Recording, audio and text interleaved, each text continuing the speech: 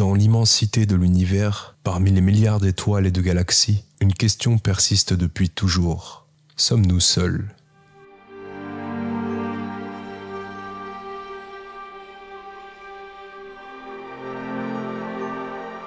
Des lumières mystérieuses dans le ciel nocturne, aux rencontres du troisième type, en passant par les récits anciens et les avancées technologiques actuelles, nous cherchons tous à démêler le mythe de la réalité.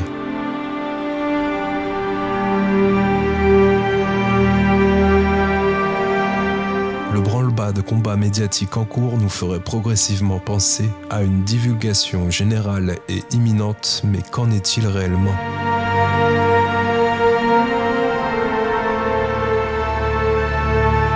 Si présence il y a, qui sont-ils ? Si des secrets d'État existent, sont-ils viables et basés sur des faits palpables, vérifiables, retraçables, autrement dit en tôle et boulon ? Mark Oburn, ufologue de longue date, spécialisé sur le terrain, évoque avec nous ces différentes péripéties vécues tout en les mettant en contraste avec les informations de plus en plus présentées par les médias mainstream quant à la divulgation de nos fameux amis extraterrestres.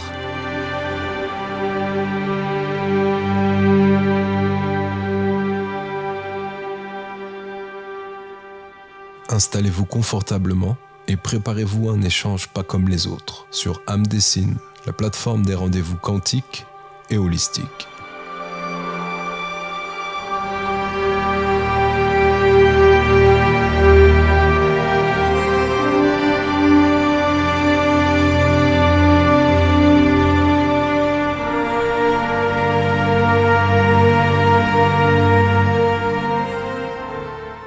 Aujourd'hui, nous recevons Mark Oburn, une figure emblématique dans le monde de la spiritualité et du paranormal. Son mantra « Ne croyez rien, expérimentez ». Pour lui, les systèmes de croyances sont source de conflits tant individuels que collectifs. Il prône une approche basée sur nos propres expériences et notre lucidité, car c'est là que réside la véritable réalité. Mark Oburn est également auteur et son site met en avant des thèmes tels que le Ki, l'énergie vitale, le Chi, les EMI, l'expérience de mort imminente, bien sûr le voyage astral, les vies antérieures, la sortie hors du corps et la présence extraterrestre. Ce sera la thématique qu'on va aborder aujourd'hui avec la fameuse divulgation dont tout le monde parle. Bonjour Mark Oburn, merci beaucoup d'être présent parmi nous. Bonjour Tamara, merci aussi d'être là. Salut Rudy, salut Marc. On quitte la Terre du coup si j'ai bien compris aujourd'hui. C'est ça, la tête dans les étoiles. Ok, c'est sympa. Alors Marc, tu as également rédigé un livre qui s'intitule 0,001%. On aura l'occasion d'y retourner, de faire un panorama sur à peu près tout ce que tu as fait aussi. Mais dans un premier temps, je voudrais que tu nous parles un peu de ton parcours et de ce qui t'a poussé à explorer ces domaines si particuliers que sont la spiritualité, le paranormal, les extraterrestres. C'est très simple, hein, comme j'ai déjà souvent raconté. C'est un parcours ordinaire de quelqu'un qui voyage hors du corps et on en a identifié de plus en plus. Des gens qui généralement ne parlent pas de ça parce qu'ils se rendent compte que la société n'est pas au courant. Et donc quand j'étais très petit, hein, ça a commencé évidemment très tôt, même au stade de la naissance, j'avais de temps en temps des expériences de sortir du corps qui me fascinaient. En fait, je pensais qu'à ça. Et j'ai très vite compris que les adultes n'en parlant pas, c'était tabou, donc j'en parlais pas. Mais j'attendais toujours que ça se renouvelle. Je savais pas comment provoquer le phénomène, mais je savais que j'étais réellement en dehors, que j'étais léger, que je pouvais voyager à travers les murs et que je pouvais visiter, au départ ma petite ville et des destinations plus lointaines par la suite. Et c'est à l'âge de 16 ans où j'ai un peu lâché l'affaire en disant à ma mère, puisque j'étais orphelin de père à ce moment-là, voilà, moi, je fais ça. Et donc, dans les 3 semaines ou 4 semaines qu'on suivit, j'ai eu droit à une séance chez le psychiatre. Ah oui, forcément. Pourtant, j'avais pas d'autres symptômes, si tu veux, que ça. Et j'ai eu la chance de tomber sur un type qui manifestement était au courant parce que ça s'est très très bien passé. Il m'a posé la question directement. Je lui ai dit oui, c'est la réalité. Puis il n'y a pas de problème par rapport à ça. Ma mère est inquiète et c'est tout. Donc il a rassuré ma mère en disant qu'il n'y avait pas de souci. En résumé, hein.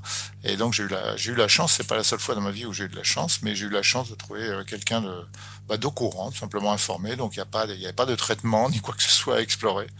C'était juste la réalité. Oui, donc pas de traitement chimique à la clé, bien fort heureusement. Ouais, c'est bien. Et alors par la suite, tu es devenu ce qu'on appelle un ufologue. Alors un ufologue un peu spécial parce que comme on le disait avec Tamara, on a reçu pas mal d'ufologues sur notre antenne, quelques-uns, et ils sont tous sur un courant de pensée plutôt spécial, on va dire. Anxiogène. Dans la sinistrose, quelque peu. Et pourtant, ils apportent énormément de choses sur la table, énormément de faits intéressants, et ils sont très cultivés. Et c'est là où c'est très enrichissant de les écouter. Néanmoins, au niveau du message principal, on se sent des fois un petit peu pris au dépourvu et pris au piège sur cette terre. Et ce qui est bien avec toi, c'est qu'on sort un petit peu de ce carcan. On a une grille de lecture un peu plus optimiste, si je puis dire. Oui, je peux expliquer pourquoi, en fait, parce que je suis pas arrivé dans le sujet par des livres ou par autre chose, comme des vidéos et des choses comme ça. Je suis arrivé dans le sujet par différents moyens. D'abord, lors des voyageurs du corps, je me suis rendu compte qu'on n'était pas tout seul sur la planète. On voyait passer dans le ciel des objets qui étaient manifestement pas fabriqués sur Terre, et on pouvait les rattraper parce que le corps astral peut voyager extrêmement vite. Donc ils ont beau aller très très vite, nous on peut aller plus vite. Et donc j'étais au courant, même très jeune, qu'on n'était pas tout seul.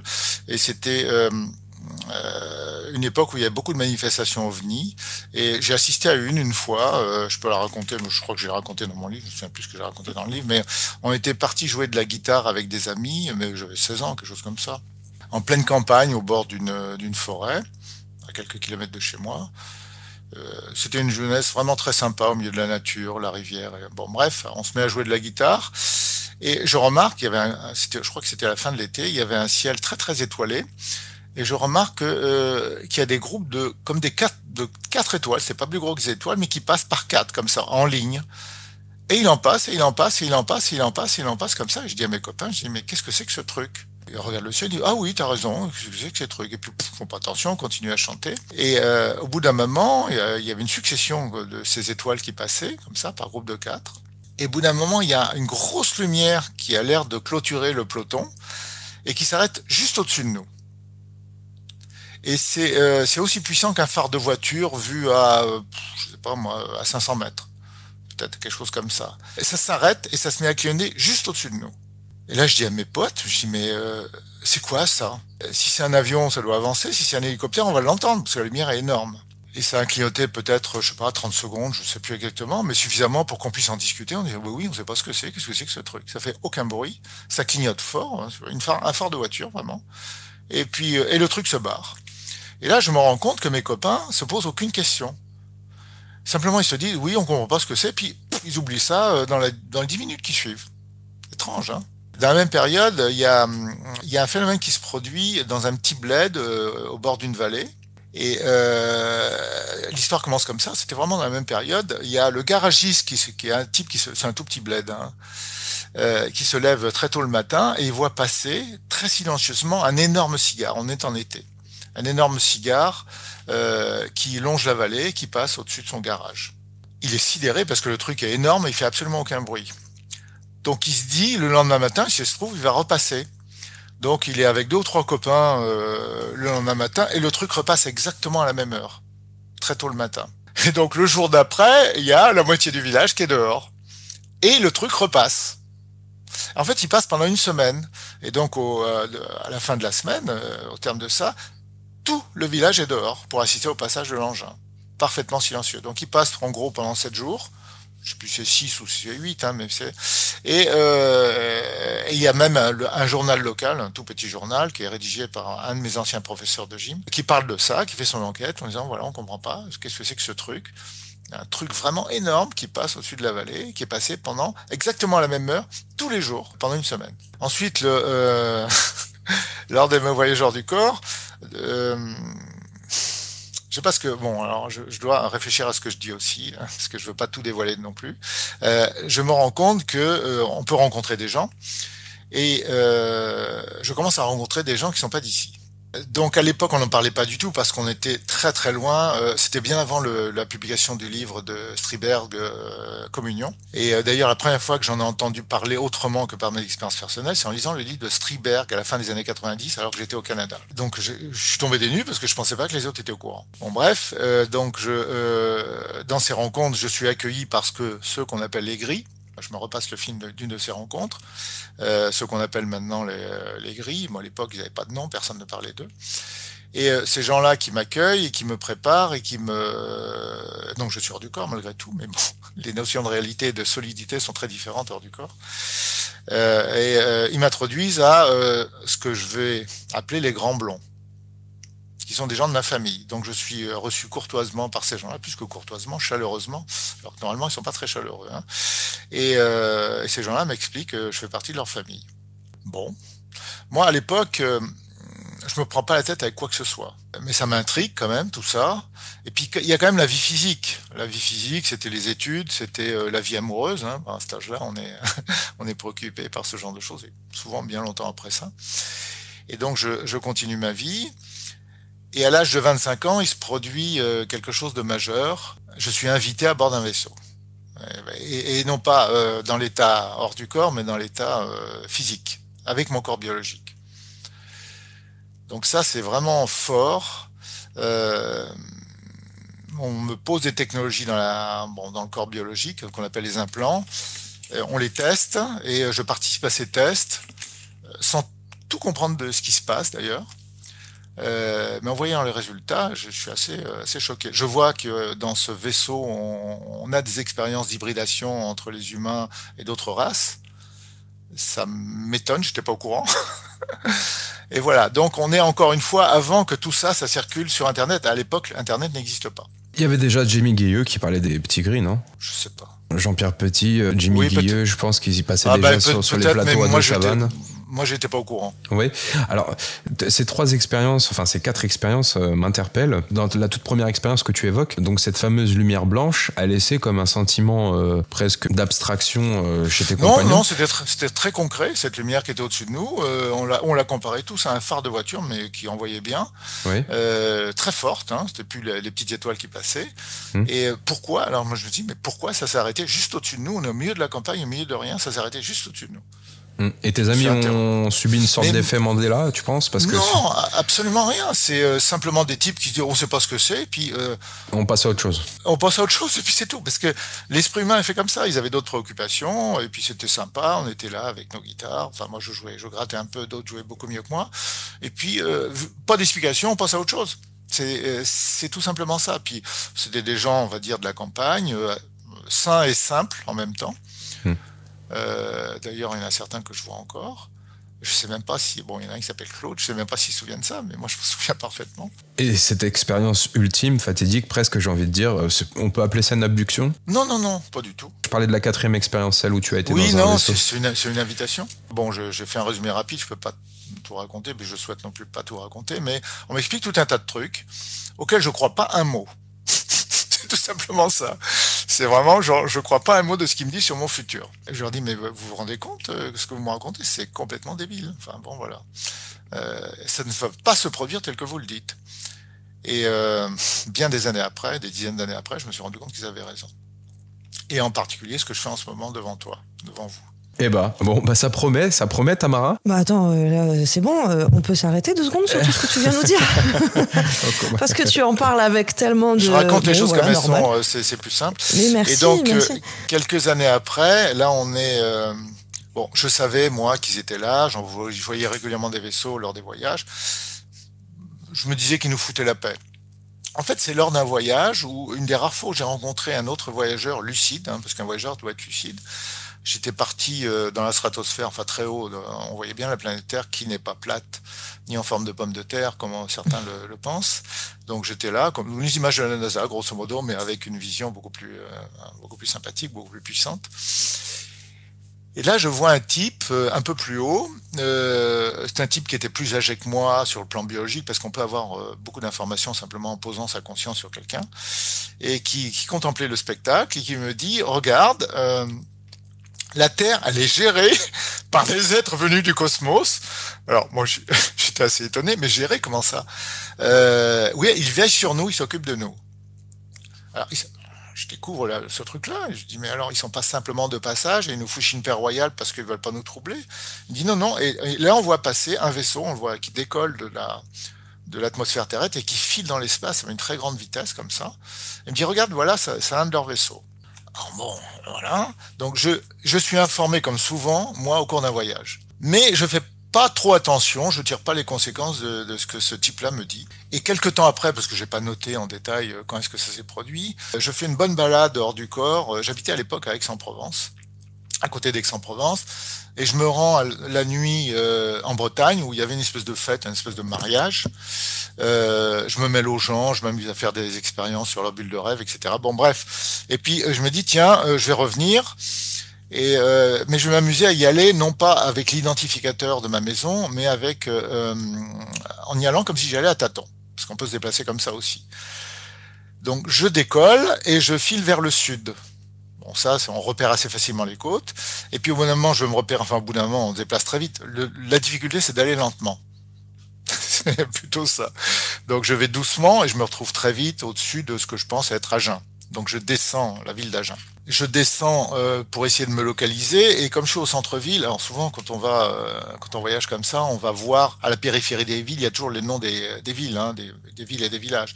Mais là je me dis tiens, je vais aller dans le centre-ville, on va voir s'il y a des gens. Bon, j'atterris, il y a la gare et j'atterris là et dans les grandes villes, il y a toujours des gens qui restent après leur mort. Des amérantes? Ils rentrent, ils sont attachés au lieu, donc ils traînent dans le coin un bon moment, quelquefois des dizaines d'années.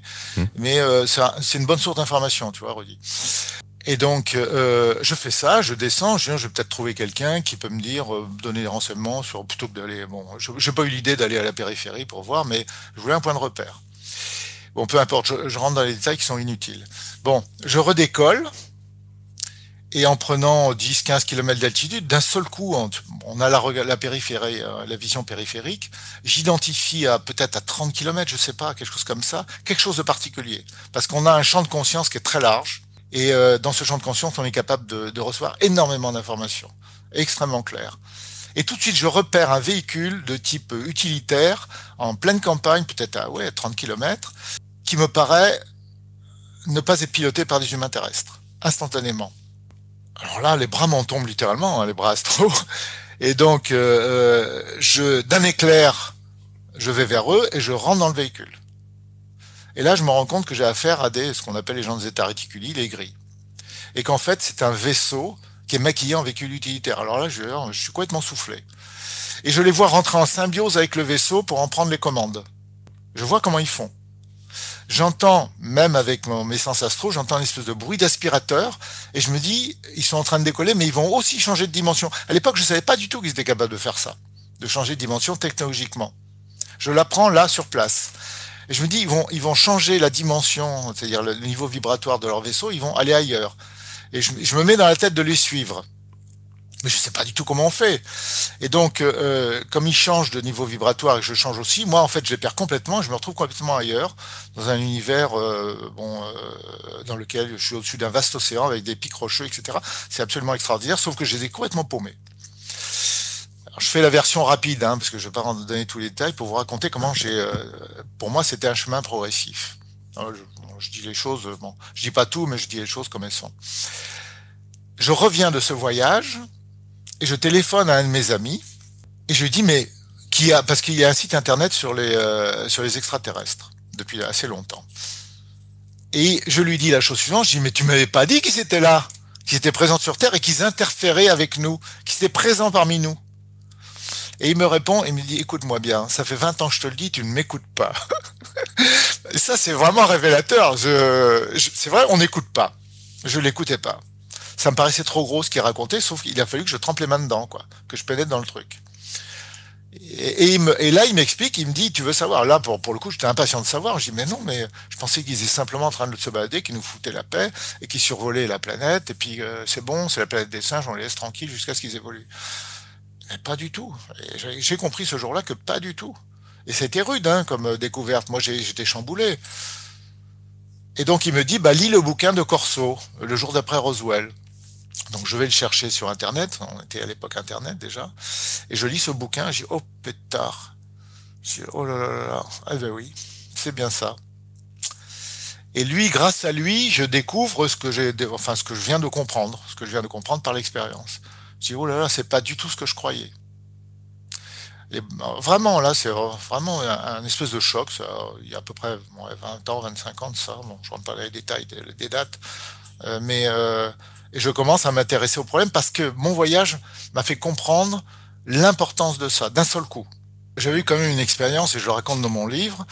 Moi, à l'époque, j'étais au lycée et c'est l'époque où les facultés à voir l'aura ont émergé. Je le raconte dans le livre de manière vraiment, enfin, c'était exponentiel. C'est-à-dire, j'étais capable de voir l'aura comme jamais de ma vie j'ai vu quelqu'un qui le voyait. Et donc, en même temps que ça, des facultés psychiques arrivaient. Bon, elles ne sont pas arrivées par hasard, j'ai fini par le comprendre comme ça, mais je pouvais entendre penser les gens et je m'amusais avec ça, aussi bien pour mes aventures amoureuses que pour d'autres choses. C'est encore le cas aujourd'hui ? Alors, bon, là-dessus, je vais être discret, c'est pas des choses que j'ai cherché à développer, et puis c'est horriblement gênant aussi, parce qu'en fait, dans ce genre de situation, tu perçois absolument tout, et en fait, tu baignes dans un océan de souffrance, de frustration, de colère, etc. C'est vraiment pas agréable. Donc, c'est une des choses qu'on tente de refermer naturellement. C'est inconfortable. On n'y arrive plus. Ah bah, inconfortable, c'est le mot. Hein. Ouais. D'accord. Donc je raconte ça dans le livre. Moi à l'époque, donc j'étais au lycée, et puis c'était la journée où on est libre. Je crois que c'est juste un après-midi, et je vais au cinéma. Et tout seul. Et c'était un gros navet, un film de karaté à l'époque. Moi je faisais du judo et du karaté, et comme beaucoup de lycéens. Et je vais voir ce film qui était vraiment un immense navet. Le ciné était presque vide. C'était à Angoulême. Mais vide au point qu'il y avait quasiment moins d'une personne par rangée. Et donc, je regarde ce film, et que je trouve navrant, et je me dis, est-ce qu'il va se passer quelque chose dans ce film à un moment ou à un autre? Est-ce qu'on va arrêter de penser que les acteurs ne jouent mal, et qu'il va vraiment se passer quelque chose comme de l'ordre de l'action et tout ça? C'était complètement nul. Et puis d'un seul coup, tous mes poils se hérissent. Hein. Je prends une image, je veux parler de poils, mais en fait, tout mon champ d'énergie se met en alerte. C'est exactement comme si les poils se hérissaient. Non seulement mon champ d'énergie se met en alerte, mais mon mental, celui qui est localisé soi-disant dans la tête, se met littéralement à crier quelque chose du genre présence étrangère, présence étrangère, présence étrangère. Et en fait, j'ai vu après ce genre de choses quand j'ai lu le bouquin d'Ingo Swann, Penetration. J'ai retrouvé dans la description d'Ingo Swann exactement ce que je vis dans ces cas-là. Exactement. Le corps biologique et le système énergétique terrestre détectent une présence non terrestre. Et c'est pire que de se trouver à proximité d'un serpent, parce qu'un serpent c'est terrestre, il porte un ADN, une identité terrestre. Là, mon champ d'énergie, qui était capable de percevoir les choses à distance, a perçu quelque chose qui rentrait, pour le coup c'était quelqu'un qui rentrait dans le cinéma par une porte latérale, peut-être à 10 mètres, 15 mètres derrière moi sur ma droite. Donc je me retourne et je vois rentrer un type qui longe comme ça le côté du cinéma.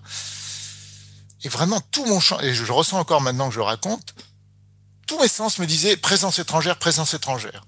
Ce type-là n'est pas d'ici. Et je le regarde, donc je regardais plus l'écran, je le regarde, et je me dis, il va prendre un siège, etc. Mais il a tellement de choix, tout est pratiquement vide. Eh ben non, il prend ma rangée et il vient s'asseoir à 2 sièges de moi, sur ma droite.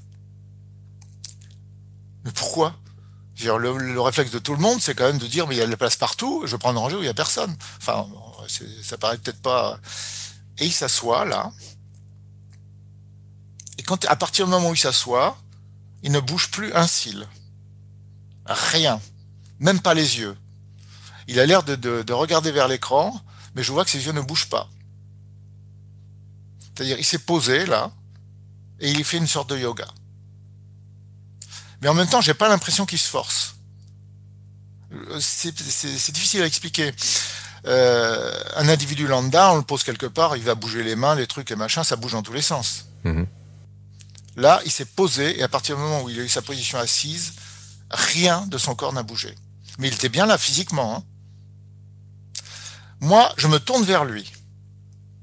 Et quand on est au cinéma et qu'un type vous regarde, il est dans votre champ de vision malgré tout, même si c'est la vision latérale, ben, le réflexe normal, c'est quand même de « mais qu'est-ce qu'il me veut celui-là? Pourquoi il me regarde ?» Rien de tout ça. Il ne bouge pas un cil et il sait très bien que je le regarde. Je suis tourné comme ça, vers lui. Et je me dis, qu'est-ce que c'est que ce mec? Quel âge a-t-il? Il avait l'apparence d'un homme blond, les cheveux courts. Et je me dis, quel âge a-t-il? Première question. Eh ben, je suis incapable de lui donner un âge.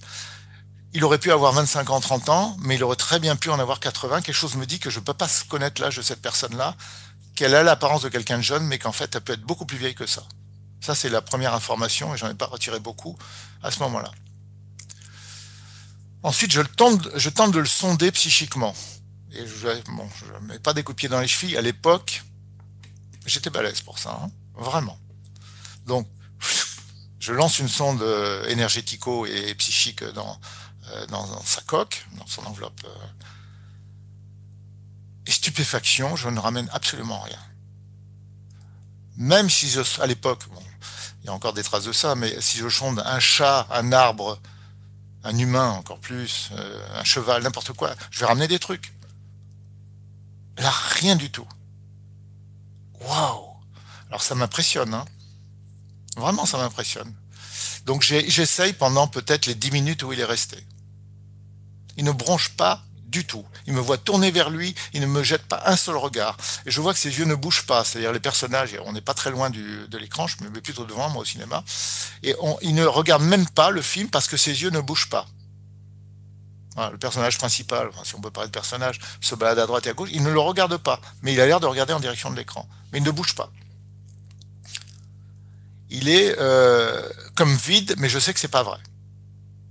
Je sais simplement que j'ai affaire à un type qui me dépasse d'une manière incroyable au niveau psychique. Je me sens tout petit, vraiment tout petit. Je n'arrive même pas à comprendre comment je peux accrocher quelque chose à l'intérieur de cette personne. Et donc, au bout de ces quelques minutes-là, il se lève, toujours sans m'adresser le moindre regard, et il s'en va. Moi, je sors de ça complètement interloqué. Je dis, mais qu'est-ce que c'est que ça? J'en ai parlé à personne à l'époque, parce que qu'est-ce qu'il a raconté? J'ai eu un type qui s'est assis à côté de moi. Voilà, donc je range ça dans un tiroir en disant, bon, il y a des êtres qui sont pas d'ici, qui sont sur Terre. Moi, j'ai pu percevoir sa présence, parce que, bon, pour ce que je suis, il avait une aura normale, enfin tout ça, bon, il était un peu plus ample, mais bon, bref. Mais il avait sa présence biologique, son champ d'énergie et son aura. Donc c'était un être biologique. C'était pas un portail organique, pour le coup. Tu l'as pas ressenti comme ça. J'ai jamais vu de portail organique. Bon, d'accord, on passe. Ouais, on passe, mais je pourrais te donner mon avis là-dessus. Mais bon, moi, j'ai jamais vu de portail organique. Bon, ça, je veux bien tout, mais bon, j'ai jamais vu de corps biologique qui se balade sans une aura. Et l'aura, c'est vraiment la personne qui est à l'intérieur. Alors, je dis pas qu'il y en a pas, je dis que j'en ai jamais vu. Et je dis que ça fait 50 ans que je vois l'aura. Et quel a été ton sentiment? T'as eu une certaine peur, une appréhension? Non, j'ai absolument pas eu peur.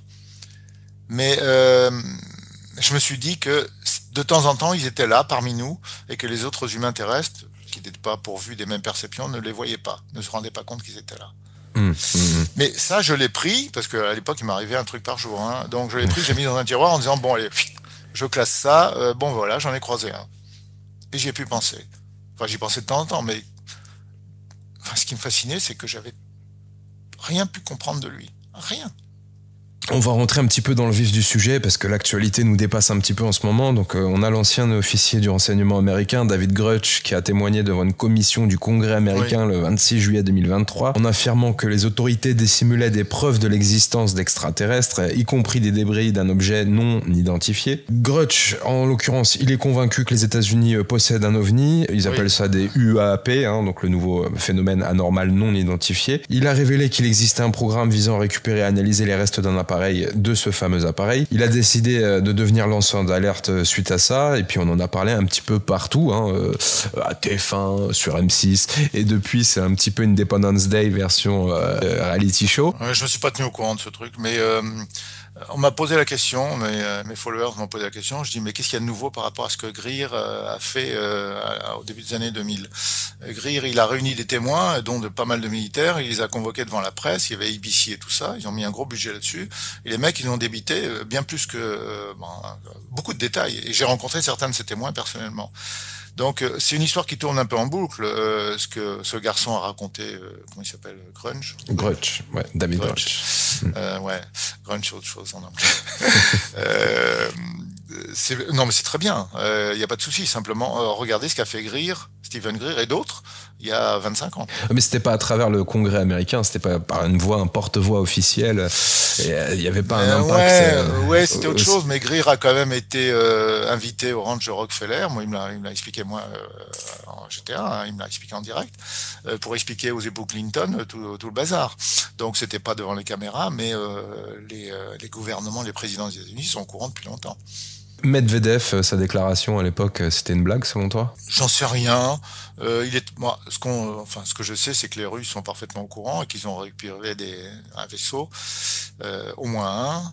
Et les Russes sont, à mon avis, largement informés, ainsi que les Chinois, que les Américains ont une avance technologique prodigieuse. Alors, au début, c'était les Américains, mais enfin, je vais donner mon point de vue là-dessus, parce que en découvrant l'ouvrage le jour d'après, donc de lieutenant Corso.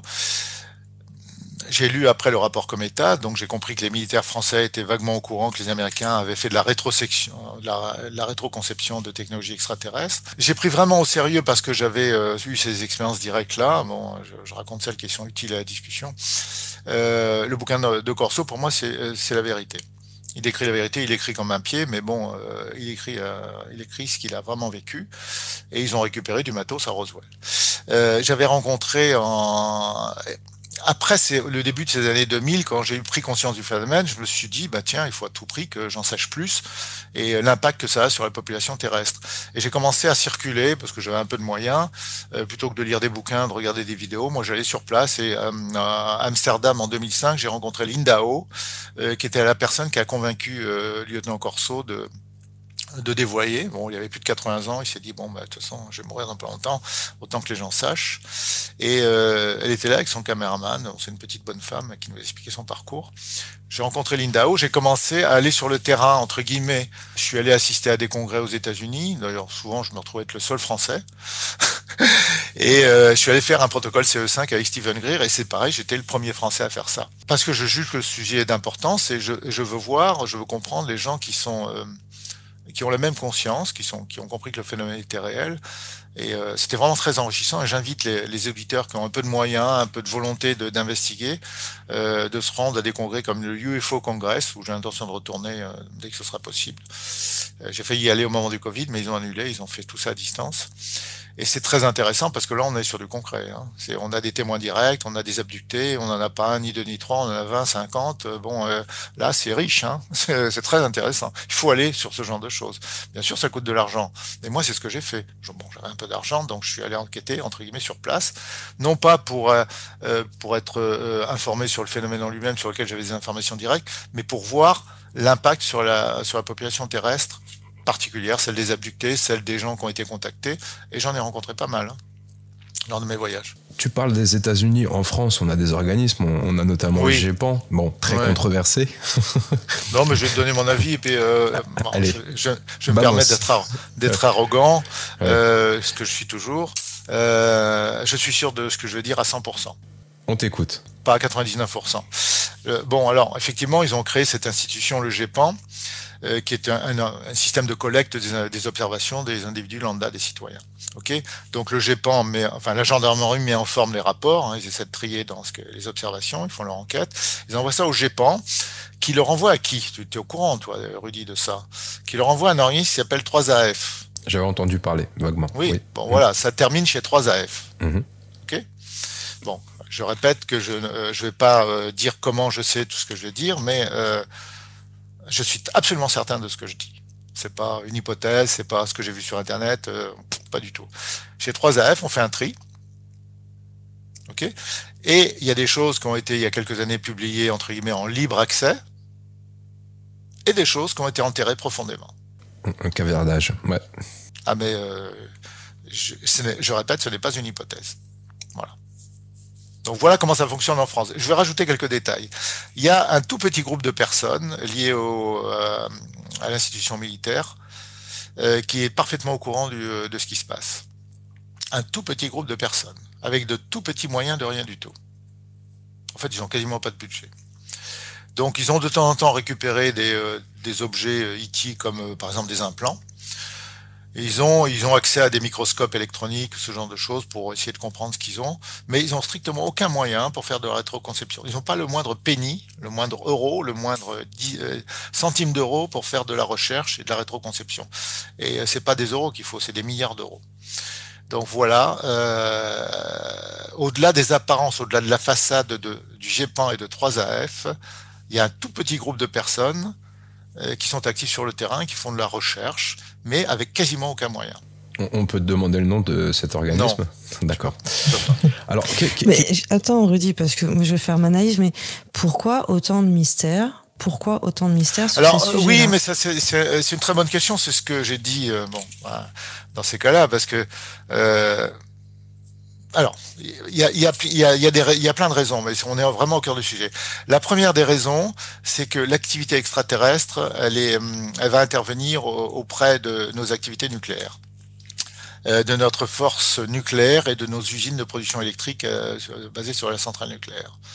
Et ça, en France comme dans beaucoup d'autres pays, c'est secret défense. Je vais vous raconter une anecdote. Je ne vais pas donner tous les détails, mais que vous compreniez de quoi il est question. Il y a eu un incident dans une centrale nucléaire il y a quelques années. Il y a un ovni qui a survolé une centrale nucléaire qui avait un risque de panne. Bon, vous allez certainement voir de quoi il s'agit. C'est un ovni a survolé, il a été filmé par les caméras de surveillance de la centrale. Tu parles de Fukushima? Non, c'était en France. En France, d'accord. Donc il y a eu une menace d'incident, et souvent ce que font les gardiens, enfin les surveillants de la non terrestre de la Terre, c'est que ils mettent le doigt dessus en disant écoutez, là vous allez avoir un problème, déconnez pas. Et souvent en manifestant leur présence, les gens font gaffe en disant il y a certainement un problème qui nous pend au nez là-dessus. Donc c'est ce qui passait dans cette centrale française.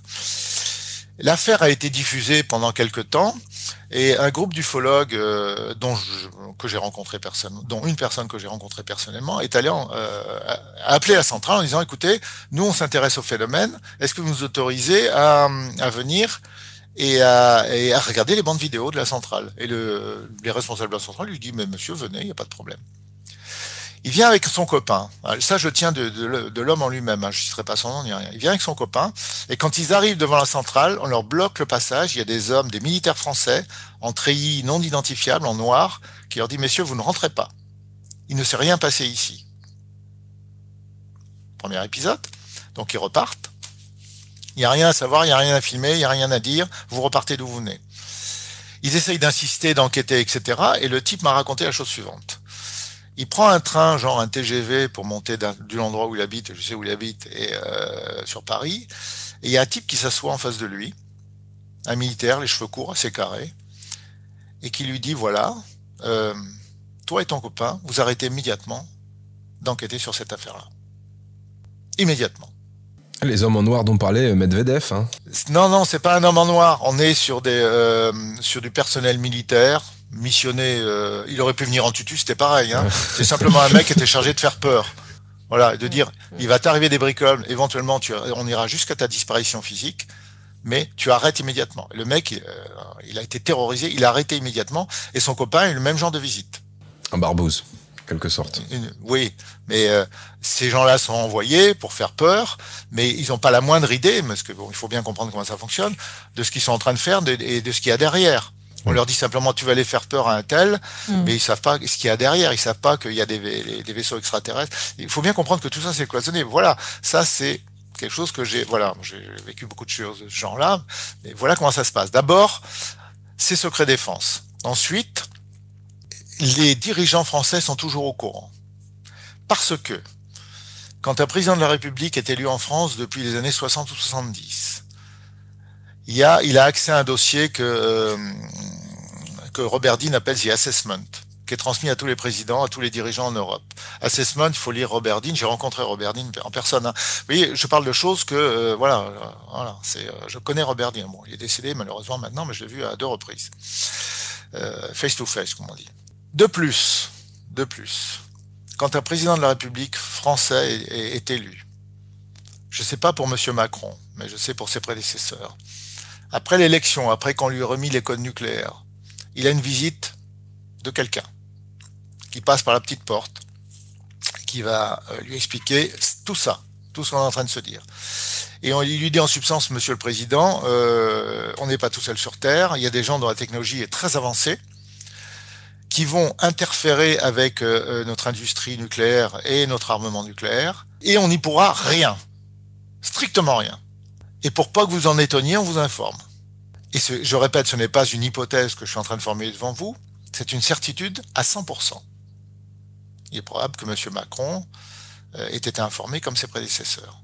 Et je ne dis pas comment je sais ça, mais je suis absolument certain de ce que je dis. Les gens seront de moins en moins sceptiques par rapport à ça, parce que on voit bien que dans le manuel des gendarmes, par exemple, il y a des instructions en cas d'invasion, de rencontre du troisième type. Oui, en cas d'invasion, je pense que on est mal barré. Hein. Oui, mais en cas d'effectivement de rencontre du troisième type, ils ont un manuel. Moi, je connais pas ce manuel, mais premier conseil que je leur donnerai, c'est de pas s'approcher des êtres biologiques. Parce qu'ils peuvent être contaminés par des virus issus de notre civilisation et ils peuvent mourir en quelques jours. Donc de ne pas s'approcher d'eux, sauf si les êtres biologiques donnent leur accord. En général, ils le font en connaissance de cause. Alors justement, on a également la NASA, donc l'agence spatiale américaine, que tout le monde connaît, qui a publié des études qui nous invitent à jouer un rôle prépondérant tous ensemble dans les recherches de ces phénomènes. Donc en fait, on est sur une divulgation totale en ce moment. Toutes ces évidences mises en exergue par Steve... On n'est pas du tout, excuse-moi, on n'est pas du tout sur une divulgation totale, mais pas du tout.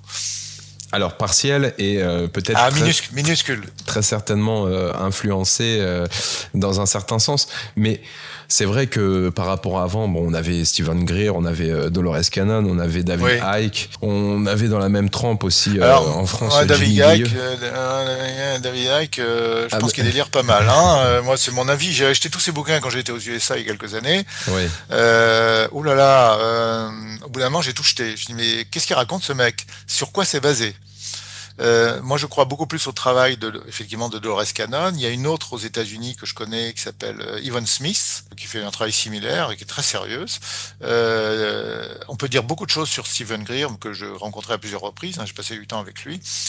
Il a des choses personnelles dont on peut discuter, mais à la limite, c'est pas le sujet. Mais il a fait un sacré travail sur le sujet, et c'est du solide.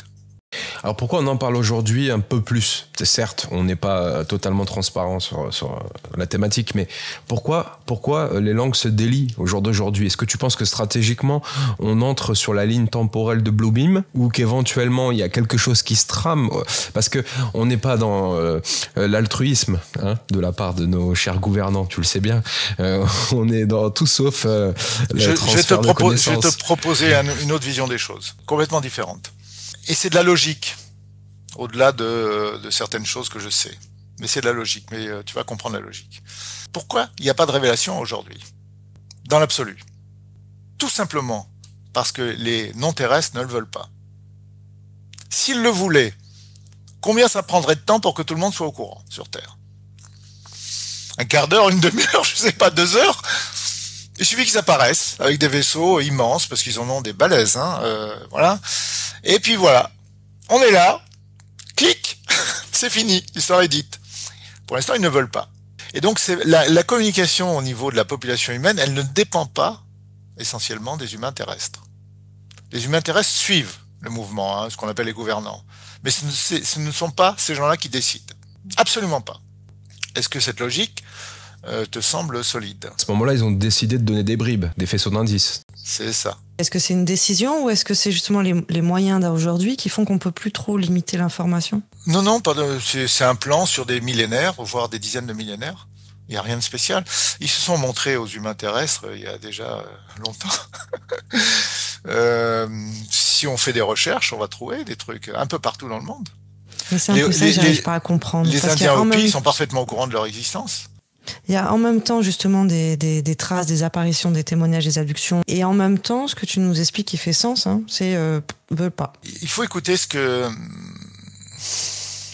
C'est un peu chaud comme sujet, mais bon... Moi, Est-ce que c'est qu'on n'est pas prêt, par exemple? C'est-à-dire que ça remettrait vraiment trop en question mais il faut prendre un peu de recul. Oui, il faut prendre beaucoup de recul pour comprendre le truc.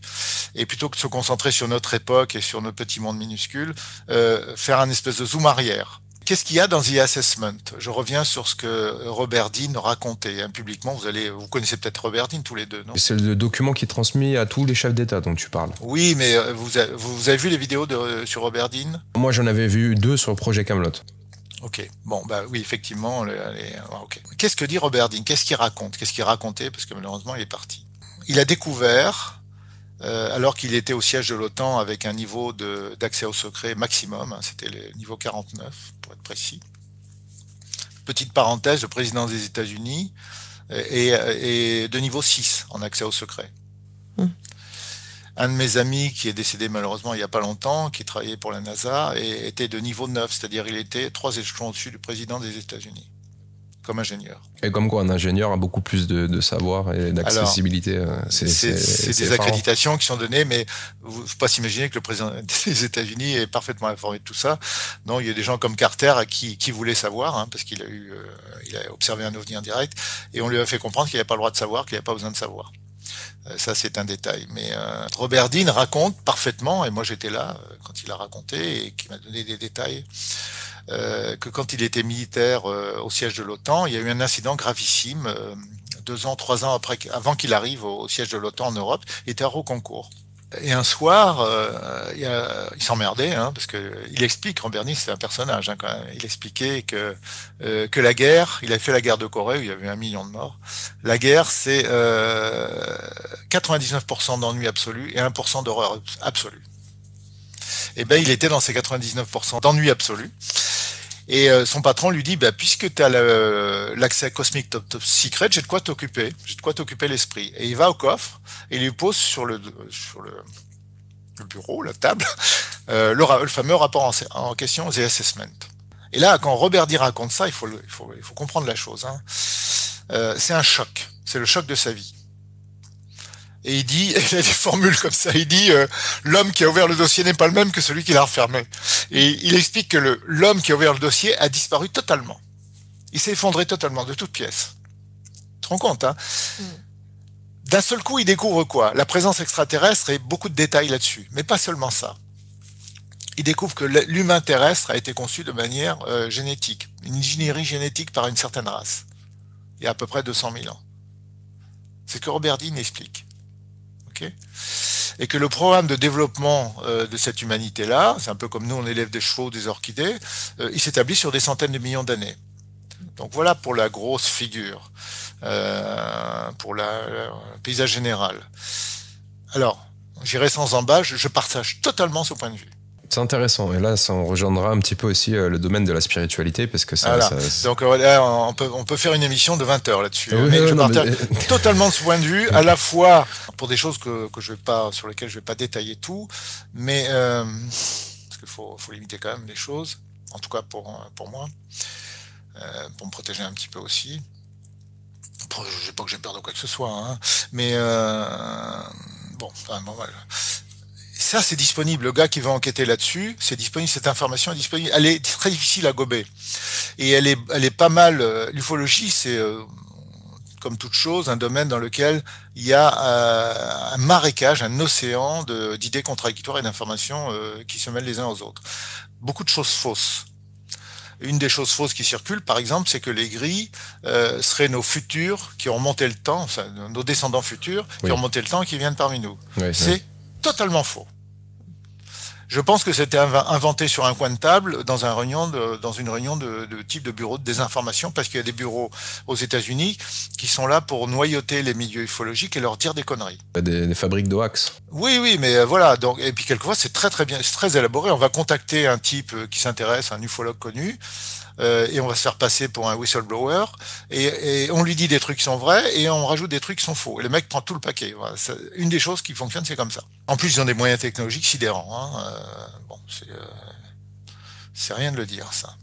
Donc, l'univers d'ufologie, c'est un immense chaos et c'est très difficile surtout derrière un écran, d'y voir clair. Alors, une de mes très bonnes amies, Marie-Thérèse de Broche, si elle écoute ton émission, je lui conseillerais de la regarder, que je salue. Marie-Thérèse de Brosse, c'est un personnage. Hein. Elle parle des ufologues qui sont derrière l'écran comme des ufologues en fauteuil. Il y a une expression en anglais comme ça, c'est les ufologues en fauteuil. Le problème, c'est quand tu es ufologue en fauteuil, eh ben, tu peux juste analyser ce que tu as sur un écran. Et tu as 80% ou 70 ou 90%, je sais pas, d'enfumage là-dedans. Comment tu fais? Qu'est-ce qu'a fait Marie-Thérèse de Brosse? Parce qu'elle était grand reporter à Paris Match. Elle était une des premières femmes reporters journalistes en France. C'est une très jolie femme, hein. Et avec une sacrée personnalité. Bon, je rentre pas dans les détails. Et ben, il y a un moment, elle a pris un congé sabbatique et sur ses deniers personnels, elle est allée enquêter sur le terrain. Ça lui a coûté genre 100 000 €, mais elle est allée enquêter sur le terrain. Et elle a rencontré du monde. Hein.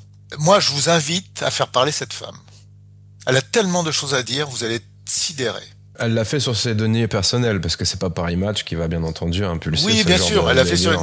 Mais mon idée dernièrement, j'ai dit, est-ce que tu accepterais que qu'on fasse des interviews, toi et moi, pour que tu racontes tout ce que tu as, parce qu'elle a un certain âge maintenant. Il y a tellement de choses, c'est tellement précieux tout ce que tu sais, mais c'est un océan d'informations. Je vais vous donner un exemple, et je reviendrai à Marie-Thérèse de Brosse, mais au moment où elle a voulu s'intéresser au Tibet et à l'occupation chinoise au Tibet, elle est allée au Tibet, elle s'est fait passer pendant des mois par une mendiante. Vous vous rendez compte? Elle a infiltré comme ça le Tibet, elle s'est fait passer pour une mendiante. Un autre exemple, le premier congrès qui a eu lieu aux États-Unis sur les abductions était ultra secret. C'était des scientifiques qui se réunissaient sérieusement pour la première fois. Je sais plus si ça se passait à Washington, mais elle me l'a raconté il y a pas longtemps, ça. Elle a infiltré ce congrès avec une fausse identité, sans autorisation. Assez courageuse. Ah, mais c'est quelque chose. Mais ce que je veux dire, c'est que voilà quelqu'un qui va sur le terrain et qui sait énormément de choses. Ok, on peut comparer les autres à des pantouflards quelque part quand on voit ce genre de contraste. C'est les armchair ufologistes. Les armchair ufologistes, c'est le mec derrière son écran. Et elle a un mépris, mais alors, sidéral, pour ces gens qui ne vont pas sur le terrain. Et elle a raison. Et oui, parce que après le confusionnisme, c'est jamais bon, hein, surtout quand on veut dissiper un brouillard plus qu'opaque depuis autant de temps. Alors moi, je voudrais que tu répondes aux détracteurs principalement. Je reviens à Bluebeam. Je veux parler aussi des religieux qui disent qu'il n'y a pas d'apparition en tôle-et-boulon, que tout ceci est made up. En gros, c'est fabriqué de A à Z. Ou sinon, on a affaire éventuellement à des entités démoniaques, à des entités. Alors c'est compliqué, c'est compliqué comme question. Mais c'est pas que je peux pas y répondre, mais on va prendre ça petit bout par petit bout. Alors l'avis des gens qui n'ont jamais rien touché, qui n'ont jamais rien vu, qui n'ont jamais rencontré un adulté, qui n'ont jamais touché un morceau de ferraille venant d'une autre planète, ça vaut strictement zéro. Moi, j'ai touché ces objets-là à plusieurs reprises. J'ai mis les mains dedans. On n'a pas de vidéos en haute qualité. À chaque fois, on a des vidéos pixelisées. On n'a pas de. Ce n'est pas vrai. Nous les avons. Elles sont caviardées. Oui. Ce n'est pas vrai. Et je vais te donner juste un exemple. Lors d'un congrès aux États-Unis, il y a un type de l'armée de l'air mexicaine qui est venu nous voir et qui a passé son film. Ça se passait à l'équivalent du 14 juillet au Mexique. Donc ils ont filmé avec des caméras haute résolution et à très haute vitesse, genre 1000 images par seconde. 1000 images par seconde. Et on voit un ovni qui s'invite dans la fête. Et on le voit parfaitement. On le voit pas flouté, hein. On le voit parfaitement. Grâce à la très haute vitesse de la caméra. Il nous a passé image par image, c'est hyper clair, c'est absolument pas flou. On voit parfaitement, et le gars nous a expliqué que ils ont analysé l'angle du soleil, le reflet sur l'OVNI, etc., que tout ça c'était correct, mais on voit cet objet qui se déplace tellement vite qu'on ne peut le voir qu'avec ces technologies-là. 1000 images par seconde ou plus. Donc, et des trucs comme ça, il y en a plein. Mais qu'est-ce que vous croyez qu'on met sur Internet? Mais les gens pensent que on est dans un monde où Internet, il y a tout, mais ce n'est pas vrai. Quand on veut faire disparaître quelque chose d'Internet, il y a des gens qui ont les moyens de le faire. Totalement. Même sur le dark web? Partout. Même en profondeur. D'accord. Mais oui. Je connais des boîtes qui sont spécialistes de ça, et une de ces boîtes était même un de mes clients quand j'étais à Aix-en-Provence. Donc, qui a été mise en cause dans l'affaire Kadhafi. Et je referme la parenthèse, mais donc il y a des gens qui savent faire ça, qui savent tracer une information et la détruire partout où elle se trouve. C'est juste une question de moyens. Donc, s'il y a un endroit où on a des informations, mais on ne sait pas si elles sont bonnes et on ne sait pas si elles sont toutes là, c'est bien le web. Vous croyez qu'il y a tout sur le web? Ben absolument pas. Non, d'autant plus aujourd'hui, hein, avec toutes les lois qui sortent, on est de oui, plus mais même, ouais. de toute façon, non, il n'y a pas tout.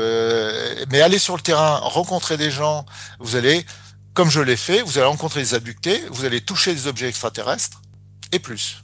Le rayon... Éventuellement. Et alors, le Blue Beam. Oui. Donc ça c'est une hypothèse qui a été formulée par Greer, qui a dit qu'un des projets, alors c'était pour discréditer la présence extraterrestre et puis pour manipuler l'opinion mondiale, c'était de faire croire une invasion extraterrestre. Moi, je suis pas d'accord surtout avec Greer et je lui ai dit. C'est certainement dans les tuyaux, c'est une possibilité qu'on a, que ces agences de désinformation possèdent pour égarer les gens. Mais il est absolument pas certain qu'ils l'utilisent. Ils peuvent l'utiliser, dans l'hypothèse où ils l'utilisent, parce que depuis les années 80, ils ont des vaisseaux qu'on peut facilement prendre pour des vaisseaux extraterrestres. Depuis les années 80, après bien des efforts, nos informations, mes informations et ceux d'autres disent la chose suivante. Et ils sont allés jusqu'aux premières étoiles, c'est-à-dire ils ont dépassé la vitesse de la lumière dans le courant des années 70-80. On va dire 70.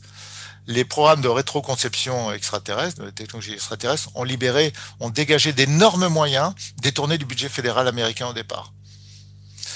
Si vous faites une petite enquête, vous allez voir que je crois que c'est sur l'année 1999 et l'année 2000. Il y a une commission d'enquête aux États-Unis parce que ils avaient perdu complètement la trace. Écoutez bien, hein, je maquille pas les chiffres, de 2200 milliards de dollars. Cherchez sur Internet, vous allez voir que l'équivalent de la Cour des comptes, c'est une nana, une sénatrice, je sais pas quoi, qui arrive devant une commission d'enquête en disant oui, l'argent est rentré, il est reparti, mais on sait pas où. 2200 milliards de dollars. Est-ce que vous vous rendez compte de ce que c'est? C'est pas une goutte d'eau, ouais. Ah non, c'est plus que le budget de l'État français. Ouais, c'est énorme. Donc, et ça va où? Alors, il y a des journalistes qui ont pensé que ça servait à la CIA pour corrompre qui on veut sur la planète, mais vous vous rendez compte de l'argent que ça fait? Ils ont quoi corrompre du monde, hein? En fait, ça va à la rétroconception. Et depuis des années, on dégage des moyens très importants. Et à la base, la rétroconception, c'était principalement des industriels de l'armement, comme Lockheed Martin et tout ça. Alors, quelquefois, on voit des films de gens qui essaient d'espionner la zone 51. Vous voyez? Et on se dit, ils ne voient jamais rien. Eh ben, c'est pas vrai. Moi, j'ai rencontré, et c'est pas bien difficile de voir, j'ai rencontré une nana à Sedona, une dame, qui se trouvait être une adductée, bon, je rentre pas dans les détails, mais bon, et elle me dit, comme ça, cette dame, elle me dit, ah ben, j'ai passé une semaine récemment à espionner la zone 51. J'ai dit, t'as vu des trucs? Elle me dit, des trucs, on en a vu tous les jours. Tous les soirs. Ouais. On voyait décoller ces vaisseaux de conception extraterrestres qui décollaient comme des flèches, comme ça, et qui descendaient, qui se posaient en feuilles mortes.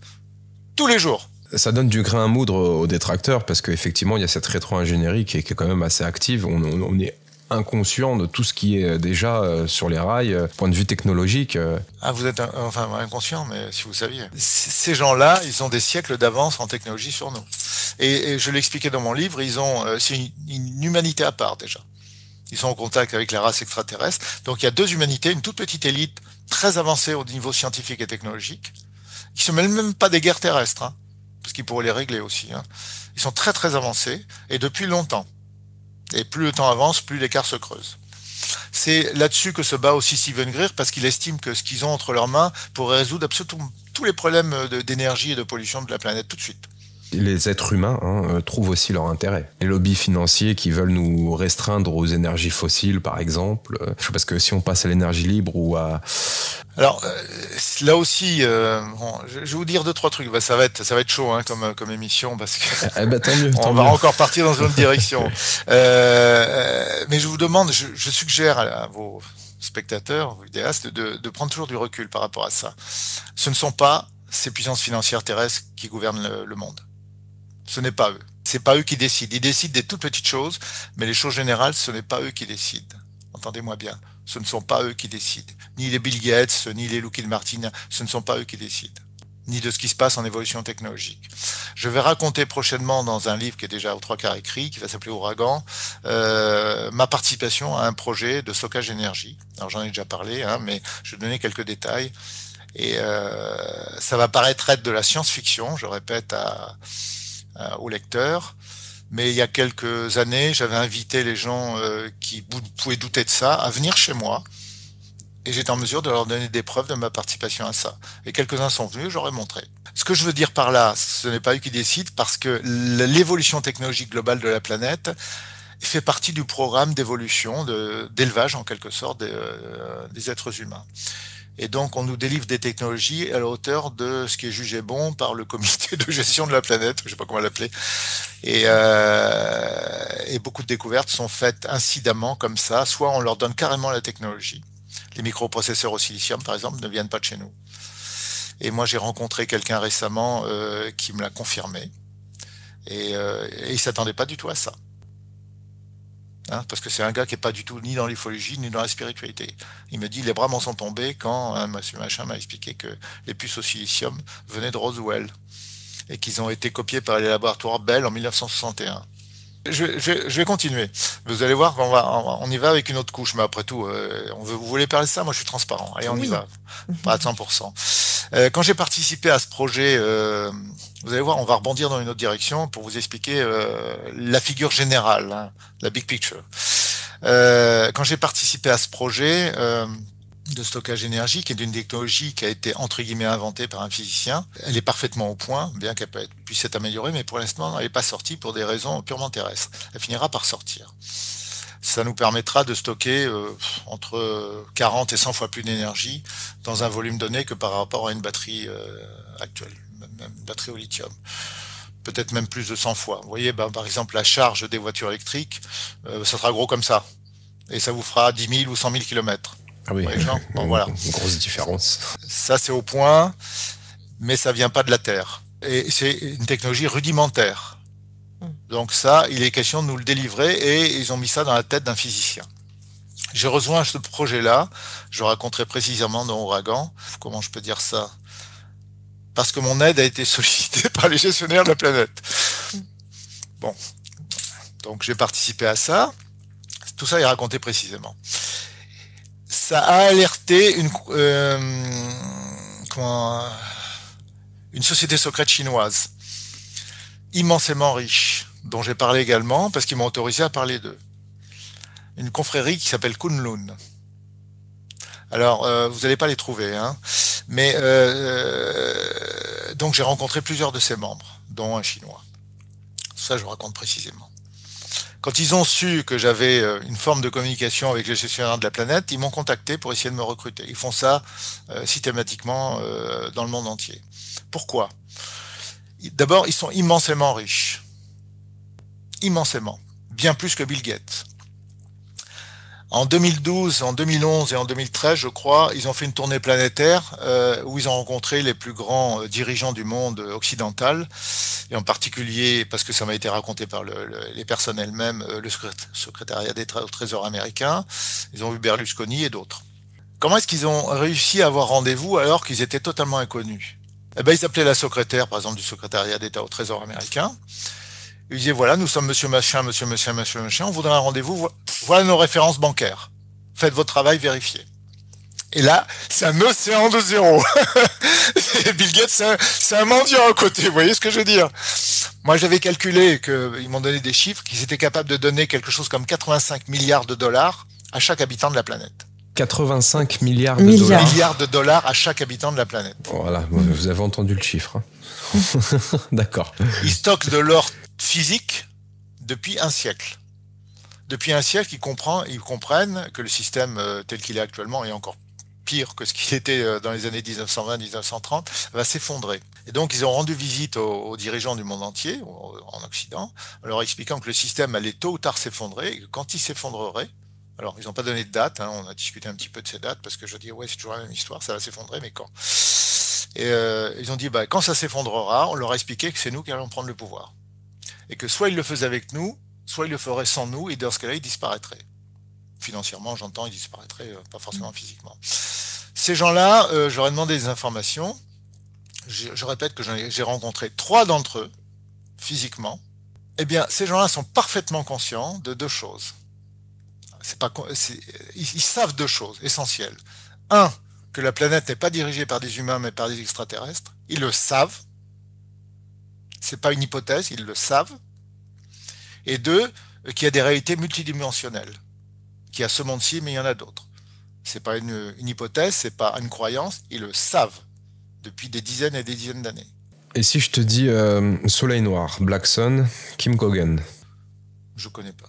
Tu connais pas? Non, bah justement, c'est une intervenante sur Internet qui prétend être une de ces gestionnaires galactiques et qui divulgue énormément d'informations. Et tu sais, les informations vont dans tous les sens sur la toile par rapport à ça. Bah, le truc, c'est, Rudy, c'est que je regarde pas ça, moi. Donc, tu m'apprends. Voilà, oui, j'ai bien compris. Tu es sur le terrain, dans l'action. Mais moi, bon, pour le coup, je préfère. Je suis un thermomètre pantouflard. C'est-à-dire que je reste derrière mes écrans. Effectivement, Mais oui, c'est passionnant. Je préfère savoir 1% de choses, mais au moins en être certain. Donc mettre les mains dedans. Bah après, je conçois et je comprends que tout le monde soit différent. Mais en tout cas, moi, c'est ce que je préfère faire. M'assurer moi-même, aller voir sur le terrain.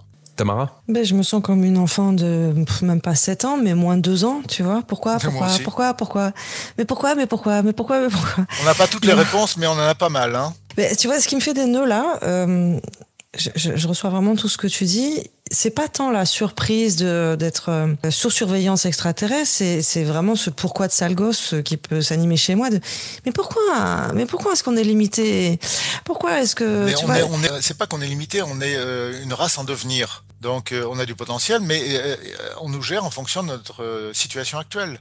Donc dans la situation actuelle, on peut pas révéler à toute l'humanité qu'ils sont là, etc. Mais je comprends très bien pourquoi. C'est pas un choc. Ça va être un traumatisme. Parce que, même en termes de technologie, tu vois, mais pourquoi ils vont jusque-là aussi? Mais pourquoi on est limité alors que l'expérience pourrait être plus agréable? Il n'y a pas trop de chamallows là. Alors, mais je vais te répondre, mais je comprends qu'on se pose cette question. Simplement, pour moi, les réponses sont évidentes pour différentes raisons, mais parce que c'est comme ça que ça se passe depuis des milliards d'années. Donc ces gens-là, ils ont l'expérience d'avoir fabriqué des races biologiques, donc qui permettent à des âmes, on va parler de ça, des esprits, de s'incarner et de participer à l'évolution biologique. Mais toutes les races extraterrestres ne font pas de la culture d'être biologique et intelligent.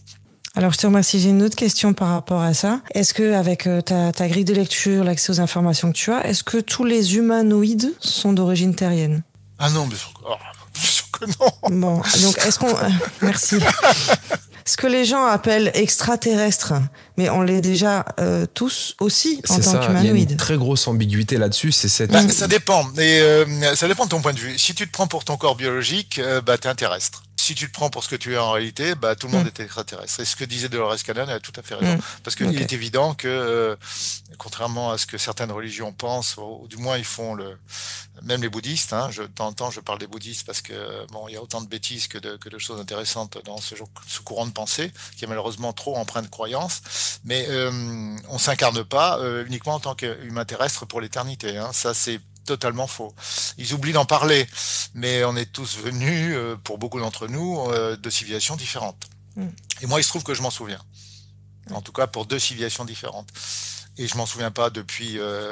ça a commencé à être très précis. Ça a été un choc aussi, à l'âge de 14 ans. D'autant que certains disent que la planète Terre est une des planètes les plus challengeantes, on va dire les plus excitantes. C'est totalement ridicule. Alors ça, par contre, c'est typique de l'humanité terrestre. Il y a une telle méconnaissance des choses, une telle absence de mesure, qu'on en est à des trucs comme ça. On pense être le centre de l'univers quelque part. Mais c'est débile. Ouais. Mais tout est disponible déjà maintenant. Regardez, on connaît. Bon, il y a 30 ans, on pensait qu'il n'y avait pas d'autres planètes à part le système solaire. Ok, on est en train de se rendre compte que on s'était gouré complètement. Je dis on, c'était les scientifiques de plus haut niveau. Ok.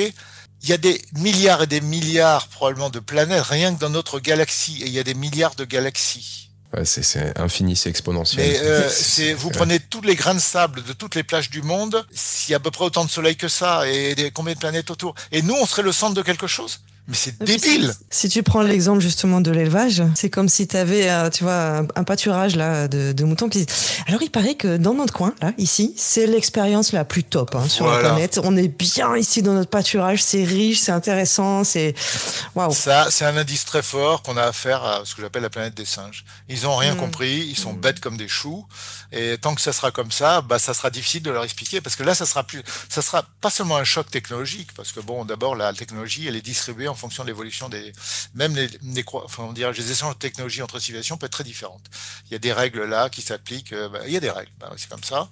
Et les gris, par exemple, ont une position technologique qui est très différente des grands blonds qui dirigent la planète. Et pourtant, ils coexistent, ils travaillent ensemble. Mais je sais pas, on donné un ordre de grandeur, peut-être que les blonds ont 50 millions d'années d'avance sur les gris, qui eux-mêmes ont 20 000 années d'avance sur nous. Est-ce que du coup, on a une vision de gentil et méchant? Là aussi, il va falloir prendre un peu de recul. Oula, parce que c'est pas comme ça qu'on voit les choses quand on prend du recul, mais pas du tout. C'est quoi gentil? C'est quelqu'un qui nous extermine pas, alors ils sont tous gentils parce qu'aucun nous a exterminés. Ouais, non, mais ce manichéisme primaire, on va le mettre de côté, effectivement. Par contre, on avait parlé beaucoup en off, toi et moi, d'un sujet qui me préoccupait, tu le sais, et qui nous préoccupe sur la chaîne. Et j'ai l'impression que tu viens valider cette thèse quelque part. Et je suis un peu surpris. Et c'est parce qu'on n'a pas encore creusé. Mais si on t'entend, on entend qu'on est donc issu d'une expérience extraterrestre, au point de vue génétique. C'est pas ce que je dis. Je dis que nos corps biologiques sont issus de l'ingénierie génétique d'une race extraterrestre. Et je dis que ce qu'on est en réalité, c'est pas ça. Nous, on est comme dans une voiture. C'est pas nous qui avons fabriqué les voitures, mais on l'utilise. Et on participe à l'expérience. Merci beaucoup pour cette distinction. Elle est essentielle. Elle est essentielle, effectivement, primordiale. Mais alors, tu n'es pas ce corps biologique que je vois à l'écran. Mais on vient jouer le jeu de ce corps biologique. Mais complètement, on participe à l'évolution de l'humanité en ayant pris des corps de ce type-là. Chacun d'entre nous, en développant des talents et des expériences pratiques, le jardinage, la peinture, je sais pas, le YouTube, on participe à l'évolution globale de l'humanité. Chacun à notre niveau, comme des gouttes d'eau dans un océan. Sur le principe de la volonté? Sur le principe du libre arbitre, parce qu'il y a du libre arbitre. Super précision, on te remercie et on va au bout du sujet. Planète école, planète prison, parce que quand on t'entend, on se dit putain, encore une fois cette histoire de cheptel, encore une fois cette histoire de garde-manger pour ces entités, enfin pour ces extraterrestres. Alors, il y a plein de choses à dire là. Oui. Oh là là, si tu veux que ton émission dure 50 heures, on y va. Le garde-manger, si on est des proies, on n'est pas des proies pour les extraterrestres, on est des proies pour les créatures énergétiques qui sont dans ce que j'appelle la frange epsilon.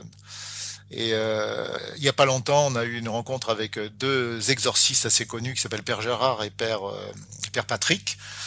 On est allé au mariage d'une amie. Je rigole parce que Père Patrick c'est quelque chose et Père Gérard aussi. C'est des exorcistes. Ils sont lui est archevêque, je crois, et l'autre, je sais plus quoi. Mais Père Patrick, il est également champion de France de bras de fer. Et il nous expliquait lors du mariage, il nous expliquait que quand ils font des exorcistes, il y a pas longtemps, il y a une petite bonne femme toute maigre de 40 kilos qui a soulevé Patrick d'une main, qui doit faire 130 kilos le mec. Donc pourquoi je vous parle de ça? Parce que on est dans un monde plus complexe qu'il n'y paraît, et toute la tradition humaine parle d'entités énergétiques. Alors, il donne le nom de Tross, de Farfadé, de démons, de ceci, de cela. C'est une réalité. Ce sont des êtres dont le corps est fait de matière, ce que j'appelle la matière epsilon, et de plus en plus d'humains sont capables de percevoir la matière epsilon, de la sentir et de la voir. Moi, c'est mon cas depuis que j'ai 17 ans. On pourrait dire bas astral plutôt que matière epsilon. Non, c'est pas des définitions correctes. Je crois il va falloir changer notre vocabulaire. Je me permets de te dire ça. Avec plaisir. Parce que c'est pas parce qu'on donne un nom à quelque chose qu'on le comprend. Moi, je suis plus pour donner des caractéristiques aux choses.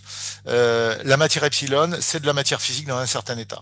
Et pour moi, une définition correcte, c'est de dire que le monde astral n'est plus de la matière physique à proprement parler.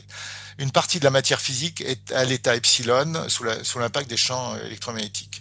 Et donc, il y a des êtres dont le corps biologique est uniquement fait de cette matière-là. Beaucoup de ces êtres n'interfèrent pas avec le climat terrestre et beaucoup d'entre eux interfèrent également avec le climat terrestre. Ça donne les parasitages, les possessions démoniaques et beaucoup d'autres choses. L'IAC, qui est un organisme brésilien, une association qui enseigne la sortie hors du corps, parle de ces entités-là. Ils ont tout à fait raison. Et la première chose qu'ils disent quand on rentre en formation, je le dis aussi à mes étudiants, parce que je donne des formations de sortie hors du corps, entre autres choses, je leur dis vous allez utiliser l'énergie pour vous déparasiter, pour vous enlever. C'est des parasites physiques, c'est-à-dire quasi physiques, ils se posent sur vous, ils vous pompent, ils changent vos pensées, etc. Donc les prédateurs qui circulent dans l'esprit humain, ils sont locaux, ils sont pas extraterrestres. Ce sont des locaux, ce sont des entités énergétiques locaux, et on est la proie de ces gens-là, nous, les créatures biologiques et énergétiques ici. J'invite à lire Robert Monroe, qui est un voyageur américain qui a créé l'Institut Monroe aux États-Unis. Quand il découvre cette information, Quand il la découvre lors d'un voyage, c'est un type venu d'un autre monde qui lui explique le topo, qui lui montre la réalité, ça lui met vraiment un pet au casque. Il fait une mini-dépression pendant plusieurs semaines.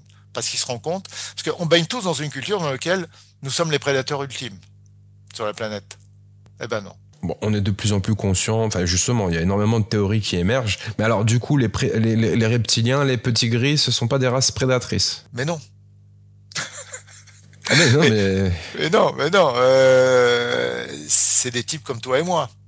Ils ont une famille. Ceux qui sont basés sur Terre, ils sont loin de leur famille et de leur planète. Je sais pas si ça leur plaît spécialement. Il y a beaucoup de petits gris, ceux que tu appelles les petits gris, ils viennent de Zeta Reticuli, ça c'est vrai. Hein. Ce qui circule sur Internet était tout à fait vrai. Et il y a à peu près 20 ans, ils mettaient 6 mois, une petite information comme ça, au début des années 2000, ils mettaient quand même 6 mois pour arriver chez nous. Donc leur niveau technologique est très différent de d'autres. Il y en a d'autres qui mettraient, pour la même distance, qui mettraient 1 heure. Ils mettent 6 mois. Ils mettaient 6 mois. Et je parle pas au hasard, je parle pas de ce que j'ai lu sur Internet, ni ce que j'ai lu dans un bouquin. Et alors la saga, l'effervescence de contenu par rapport aux reptiliens? Alors, moi, j'étais reptilien dans mon cycle d'existence précédente. Moi, je suis désolé, j'étais un brave type très intelligent et très pacifique. J'avais entendu parler des êtres humains. Bon, c'est l'existence qui est remontée quand j'avais 14 ans et qui continue à fournir beaucoup d'informations. Donc, j'avais un corps de grand lézard, pour comparer comme ça. Et si, de mon point de vue d'alors, je compare avec mon corps biologique actuel, je me trouve beaucoup plus beau. Pas un peu, hein, beaucoup plus beau. Beaucoup plus intelligent. Beaucoup plus sensible et beaucoup plus pacifiste. Pas du tout obsédé par le sexe, ça nous arrivait que tous les quelques dizaines d'années d'être obsédé par la reproduction. Le reste du temps, on était tranquille avec ça. Vous voyez, les humains terrestres, pour ces gens-là, c'est des obsédés sexuels non-stop, qui vivent extrêmement peu de temps. Mais il faut adopter leur point de vue. Et ils cherchent qu'à se reproduire d'une manière ou d'une autre, et puis ils pensent qu'à ça 80% du temps. Je suis désolé, hein, pas vous deux, Tamara ni Rudy, mais tous les autres humains terrestres ne pensent qu'à ça. Et donc, et en plus, on vit très très peu de temps. Hein, genre moyenne 80 ans, et pouf, ça y est, c'est parti, on a une autre génération. Et ben ça fait partie du plan. Et c'est même inscrit dans certains bouquins, parce qu'il y a beaucoup d'imbécilité dans les bouquins anciens, mais il y a ça, c'est que Dieu, dans la Bible, dit il nous condamne à une durée de vie très limitée. Mais pourquoi? Pour que les générations se succèdent très vite et pour que ça évolue très vite. Plus tard, le corps biologique humain pourra vivre plusieurs milliers d'années, voire indéfiniment. C'est ce que dit par exemple Sri Aurobindo, quelqu'un d'une autre nature sur la voie spirituelle. Mais bon, voilà. Beaucoup de reptiliens vivent des centaines d'années, voire des milliers d'années. En moyenne, pour vous donner un exemple précis, un gaz hétéréticuli, son espérance de vie moyenne par rapport au temps terrestre, c'est 700 ans. Le projet Humo Humit, t'en as entendu parler? Oui, j'ai entendu parler. Il se trouve que mon éditeur m'en a parlé parce qu'il a beaucoup écrit sur la question. Il m'a transmis ses documents et je lui ai répondu la chose suivante. Je dis, moi, j'ai aucun élément qui m'indiquerait que ce soit vrai, ni aucun élément qui m'indiquerait que ce soit faux. Par contre, ça a très bien pu être inventé de toutes pièces par des cabinets spécialisés, les fameux cabinets de désinformation, parce que ces gens-là ont dans leur bureau des gens extrêmement intelligents. Quand il a été question, parce qu'il y a eu le fameux théière de Chardin, enfin Garden Teapot là, Garden Teapot, Stone Garden Teapot, qui était un garçon qui était en liaison avec mon éditeur, quand il a été question par ses communications soi-disant humides de prédire l'effondrement total de l'économie, je crois que c'était en 2021, moi j'avais dit quelques mois auparavant, ça va être comme toutes les prédictions, ça vaut 0. Et les ordinateurs des humides, si on les écoute, hein, si on écoute ces communications, disaient que c'était 100% de chance pour que, au plus tard en avril 2021, tout soit effondré. On voit le résultat. Hein. Moi, j'avais des doutes. C'est pas que je sais, c'est que j'ai des doutes. Quand je ne touche pas les choses, quand je ne vois pas les choses, je ne sais pas. Donc j'ai une opinion. Et qu'est-ce que ça vaut une opinion? Ça vaut rien. D'autant plus que les humides parlent de races prédatrices, extraterrestres. Alors, j'ai pas fini ce que j'ai dit. C'est vrai qu'il y a aussi des extraterrestres qui sont pas forcément gentils envers nous. D'ailleurs, c'est une des choses qui a... Ah bah alors, il y a quand même des gentils et des méchants. Bon, c'est une des choses qui a, on va dire, bousculé et un peu énervé les militaires américains qui ont compris après l'accident de Roswell, qu'on n'était pas tout seul. Ils ont appris aussi, ainsi que ils ont trouvé par exemple dans les tiroirs de certains vaisseaux, parce qu'ils ont récupéré plusieurs vaisseaux, ils ont trouvé des morceaux de barbac en fait qui venaient des mutilations de bétail qui se passaient beaucoup sur le territoire des États-Unis. Et ça leur a foutu les boules et ils ont mis en place un projet qui s'appelle Grunge, c'est-à-dire revanche. Je suis pas content, pour casser la gueule aux E.T. Et ils ont commencé à tirer dessus. Bon, voilà, il y a plein d'histoires. On pourrait y passer des heures et des heures. Mais ils savaient pas du tout pourquoi ils faisaient ça. Ils pensaient que c'était pour faire chier. Ils pensaient qu'éventuellement, ils enlevaient des humains et ils les bouffaient. Mais non, pas du tout. Les Américains à l'époque, il faut comprendre les choses. Hein. Encore une fois, la réalité est complexe. Les Américains à l'époque, ils faisaient péter des bombes H sur leur propre territoire dans le désert du Nevada. Si vous habitiez à Las Vegas, vous aviez une information en disant dimanche à 18h, sortez tous dehors, il va y avoir un flash nucléaire si vous regardez vers le nord. Vous voyez le genre de... Et donc il y avait des retombées radioactives qui tombaient un peu partout. Et les IT qui connaissent bien tous ces trucs-là se sont dit on va étudier l'impact sur le vivant, donc ils ont fait des prélèvements. Sur du bétail, ils ont fait également des analyses, peut-être pas de la même façon, sur les humains terrestres. Mais il y avait un intérêt scientifique. Nous, on faisait n'importe quoi, et eux, ils essayaient d'en estimer les conséquences avec leur technologie et leurs moyens. Vous voyez, il y a des races prédatrices. Oui, mais qu'est-ce que ça veut dire? Est-ce que c'est des gens qui vont vouloir, c'est-à-dire des gens qui nous considèrent comme des lapins ou comme rien du tout? Oui, bien sûr. Et si on se place de leur point de vue, eh ben, ils ont raison. On est une bande de sauvages primitifs. Regardez ce qu'on fait. Hein. On saccage la planète, on fait des guerres de partout, on ment à toute la population. Hein. Je ne rentre pas dans les détails. Les gens sont totalement inconscients de pourquoi ils vivent, où ils vivent et ce qui se passe. Ils regardent la télé, ils croient tout ce qu'on leur raconte. C'est un spectacle pitoyable. Moi, j'appelle ça la planète des singes. Bon, il y a peu de gens qui sont un peu lucides sur ce qui se passe. On a eu le Covid, mais il y a eu bien d'autres histoires avant le Covid. Du point de vue d'un IT, qui, je dis n'importe quoi, a 50 millions d'années d'avance sur nous, technologiquement et spirituellement, qu'est-ce qu'on est, objectivement, biologiquement? On est des bouffons, ok? Donc, s'ils ont envie de s'amuser, parce qu'il y en a certains qui l'ont fait, à tirer des coups de laser sur notre tronche pour s'amuser, ils le font, certains. Mais malgré tout, la planète est quand même protégée par les gestionnaires. Maintenant, c'est aussi une passoire. De temps en temps, il y a des gens qui peuvent s'amuser à nos dépens, voire même nous tuer. Mais grosso modo, la surveillance est quand même assez serrée. Voilà, c'est ça la bonne nouvelle. Mais les races prédatrices sont pas non plus hyper nombreuses. On est quand même protégé et surveillé par les gestionnaires de la planète. Je répète ce que j'ai appris, moi, lors d'un voyage. Est-ce que tu peux dresser un parallèle entre ces fameux gestionnaires et tout ce qu'on peut appeler des énergies angéliques? Le truc, c'est qu'on a sur cette planète-là des gens qui vont faire des canalisations et des choses comme ça. Et que souvent, ces gens-là, souvent c'est un euphémisme, hein, sont manipulés par des êtres énergétiques de bas niveau. Souvent n'est pas le bon terme. C'est une litote. Et souvent, ces êtres-là, pour captiver leur auditoire et assurer leur emprise sur les médiums ou les gens qui ont une sensibilité médiumnique, vont leur raconter des histoires de ce genre, voire même les leurrer avec d'une énergie particulière. C'est un phénomène tellement important qu'il est très difficile d'y voir clair. Parce qu'on retrouve ça dans la Genèse aussi, hein, pas forcément chez les canals qui font des vidéos sur YouTube. Il y a si vous regardez l'histoire du Christ telle qu'elle est racontée dans la Bible, hein, le premier boulot du Christ, c'était quoi, Rudy et Tamara? C'était quoi? Il faisait quoi? C'était quoi son job? Il n'était pas charpentier, il n'était pas poissonnier, il faisait quoi? Il chassait les esprits. Il tirait les esprits hors du corps. C'est raconté partout. C'est un exorciste avant l'heure. C'était, il chassait les démons. Ouais. C'est raconté par ses disciples, ceux qui ont écrit. C'est pas eux qui l'ont écrit d'ailleurs, mais bon, c'est raconté par ses disciples, si on en croit la tradition, parce que les évangiles ont été écrits bien après la mort de tous ses protagonistes. Mais il chassait les démons, donc il était exorciste, effectivement, comme le père Gérard et le père Patrick. Mmh. Ces gens-là, je pense, le père Gérard et le père Patrick, ils en savent un rayon. Hein, ils ont beau être membres du clergé de la première église qui disent qui a existé de tout temps après Jésus. J'invite d'ailleurs ceux qui ont des problèmes vraiment de possession lourds à prendre contact avec eux parce que ils sont pas dans un système de croyance. C'est des gens qui croient en Jésus et tout ça, mais en ce qui concerne la pratique, ils ont une grande connaissance du monde énergétique. C'est pas une petite connaissance qu'ils ont. Je parle de connaissance, pas de croyance. Ils ont une grande connaissance et une grande pratique. Voilà, il faut pas les faire chier pour des petits problèmes, mais voilà, je crois qu'ils sont envers Cannes ou Nice. Donc ces créatures énergétiques qui sont nos principaux prédateurs n'empêchent pas on peut avoir des prédateurs dans le cosmos. Et c'est là-dessus que les Américains ont bâti le projet Grunge en disant on va dégommer ces foutus extraterrestres, parce qu'ils ont fait un peu l'amalgame avec tout. C'est les IT qui leur ont appris qu'il y a des races prédateurs, même s'ils l'ont expliqué qu'il y a 99% entre guillemets de gentils. Mais en fait, si on lit attentivement même ce que raconte Corso, parce que Corso a fait une rencontre directe alors qu'il était militaire sur une base américaine. Il y a un type qui a atterri avec son vaisseau sur sa base. Et il l'a rencontré, il est allé vers lui, il est allé vers l'assaut, et il lui a posé la question suivante. Il faut bien écouter la réponse. Ami ou ennemi? Et qu'est-ce que lui a dit le type? Parce que ça, c'est un point clé. Il lui a répondu ni l'un ni l'autre. Et ça, c'est la bonne réponse.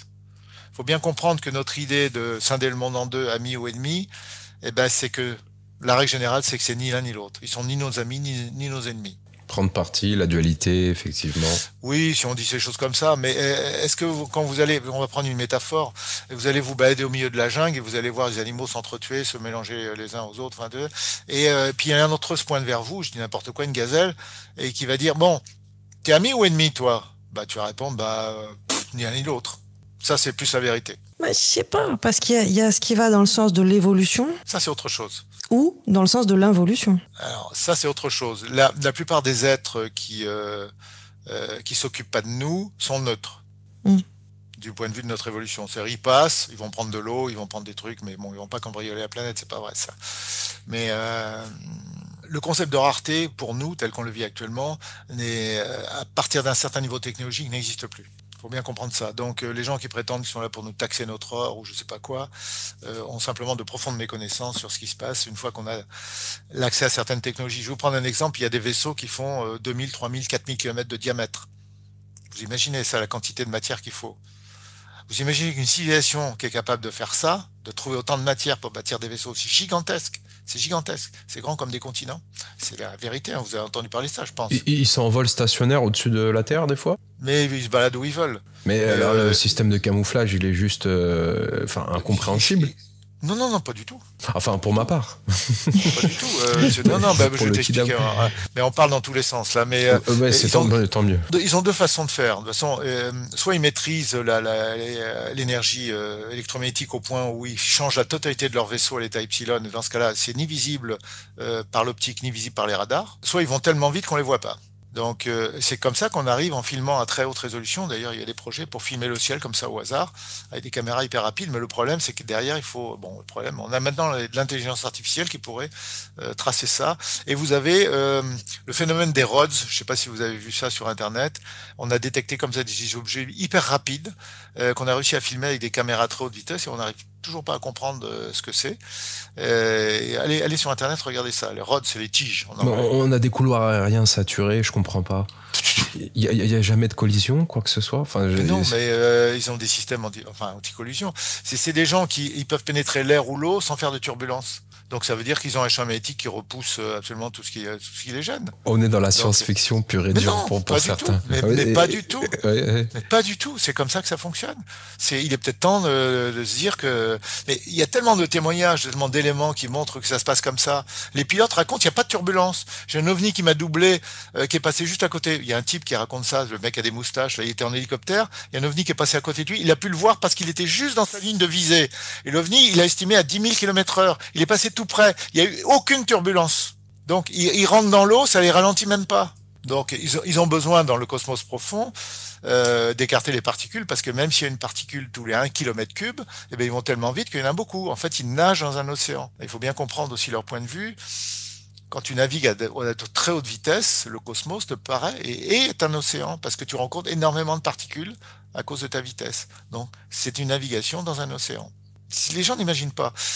Bon, j'ai raconté dans une autre émission à l'INRES aussi que le cosmos n'est absolument pas noir. La matière noire, ça a été remis en question. Non, mais c'est pas ça. C'est pas ça. Le cosmos n'est pas noir. Il y a tellement d'étoiles dans le ciel quand tu es dans le cosmos qu'il te paraît plutôt blanc. La matière noire, c'est d'après moi la matière epsilon qui a une masse.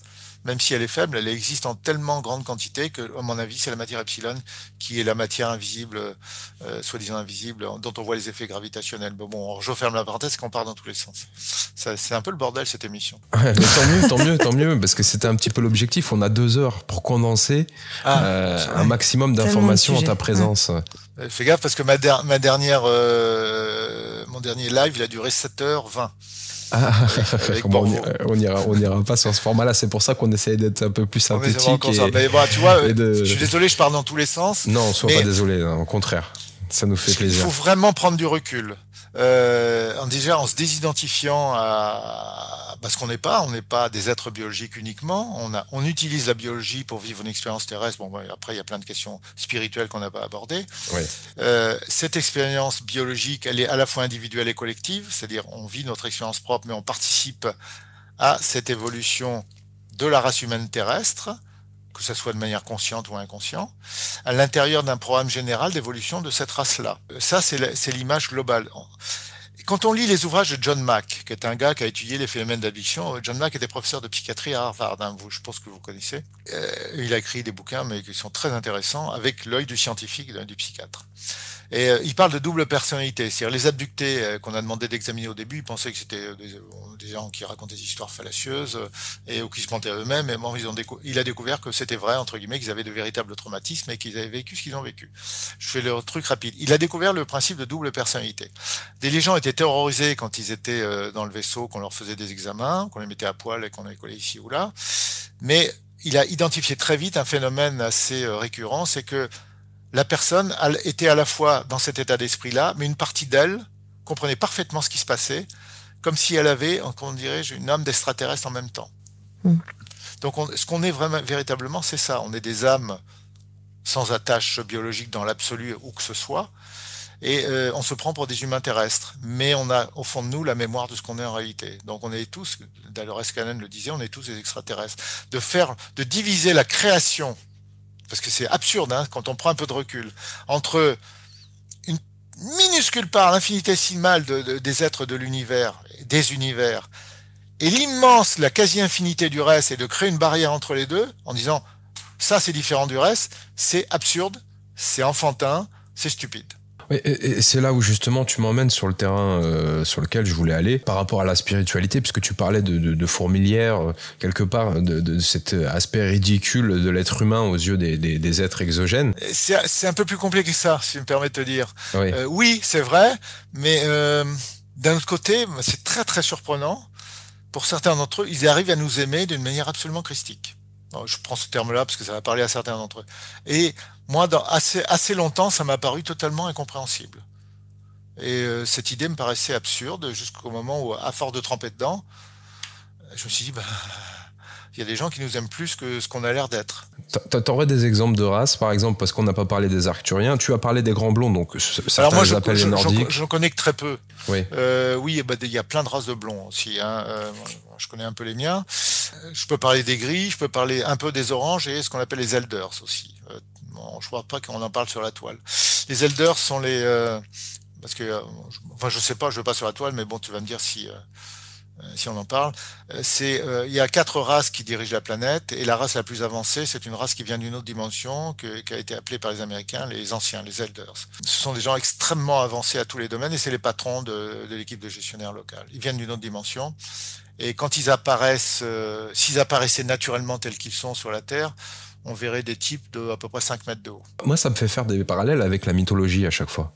Parce que je pense que tout est intrinsèquement lié. On nous a dit les mêmes choses avec des vocabulaires et un langage différent. Et j'ai une question bête. Est-ce qu'il y a du métissage ? Bah oui, ça y va dans tous les sens. Biologiquement parlant. Ça a l'air tellement séparé, tu vois, quand on parle comme ça. Non, oh là là, il y a ces races, je me dis... Je vais raconter une anecdote. J'étais au dernier congrès ufologique aux États-Unis auquel j'ai assisté. C'était entre 2 conférences. Je vois arriver un homme, une femme et 2 enfants. Des blonds, mais propres sur eux et tout, des parfaits américains. Et ils s'assoient un petit peu en arrière en attendant la prochaine conférence. Et je remarque un truc, c'est que leur champ d'énergie n'est pas bleu, il est violet. Tous les 4. Alors j'ai le cœur qui commence à taper, je me dis ça, ces 4-là sont pas normaux. Leur champ d'énergie est violet au lieu d'être bleu. Après il y a différentes teintes de bleu, mais le leur il est violet. Putain. J'ai le cœur qui tape, je commence à tourner autour. Et à un moment, je me dis, allez, je leur fonce dessus et j'y vais. Et à ce moment-là, au moment où je prends la décision, tous les 4, sans se concerter, ils partent et ils sont jamais revenus. Pourquoi je vous raconte ça ? Il y en a qui sont parmi nous, mais plus que ça, il y en a qui effectivement ont une vie, on va dire familiale, et il y a des couples hybrides, terrestres, non terrestres. Oui, mais ça me fait penser encore une fois à la Genèse, hein, cette histoire d'hybridation, parce qu'on peut avoir vraiment des raccourcis très étroits entre tout ce qui est créature mythologique et tout ce qui est race extraterrestre. Dans la Bible, on dit que dans la Bible originelle, on dit qu'en fait, ce qui a créé les humains terrestres, c'est les Elohim. Ils étaient plusieurs au départ.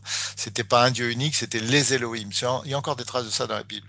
Et dans la Genèse, on dit que les Elohim virent que les femmes étaient belles, les humaines étaient belles, et se sont associés avec les humaines, et ça a donné les géants de l'époque antique. Et ben tout ça, c'est vrai. Ouais, le mythe des titans et tout ce qui s'ensuit, mais les mythologies nordiques, romaines. Moi, j'aime bien appuyer ce que je raconte par des exemples. J'ai un exemple très précis. J'étais en Nouvelle-Calédonie il y a quelques années.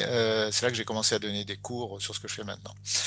Et j'avais une petite équipe auquel j'ai fait le test j'ai mis au point mon protocole de formation. Et puis il y avait une petite équipe qui était là, une dizaine de personnes. J'avais sélectionné 10 personnes, je voulais pas plus pour voir comment fonctionnait le stage. C'était à Nouméa. Et un soir, on enclenche les discussions. Et l'un des stagiaires dit, moi je connais, c'était une stagiaire, moi je connais une archéologue qui m'a raconté la chose suivante.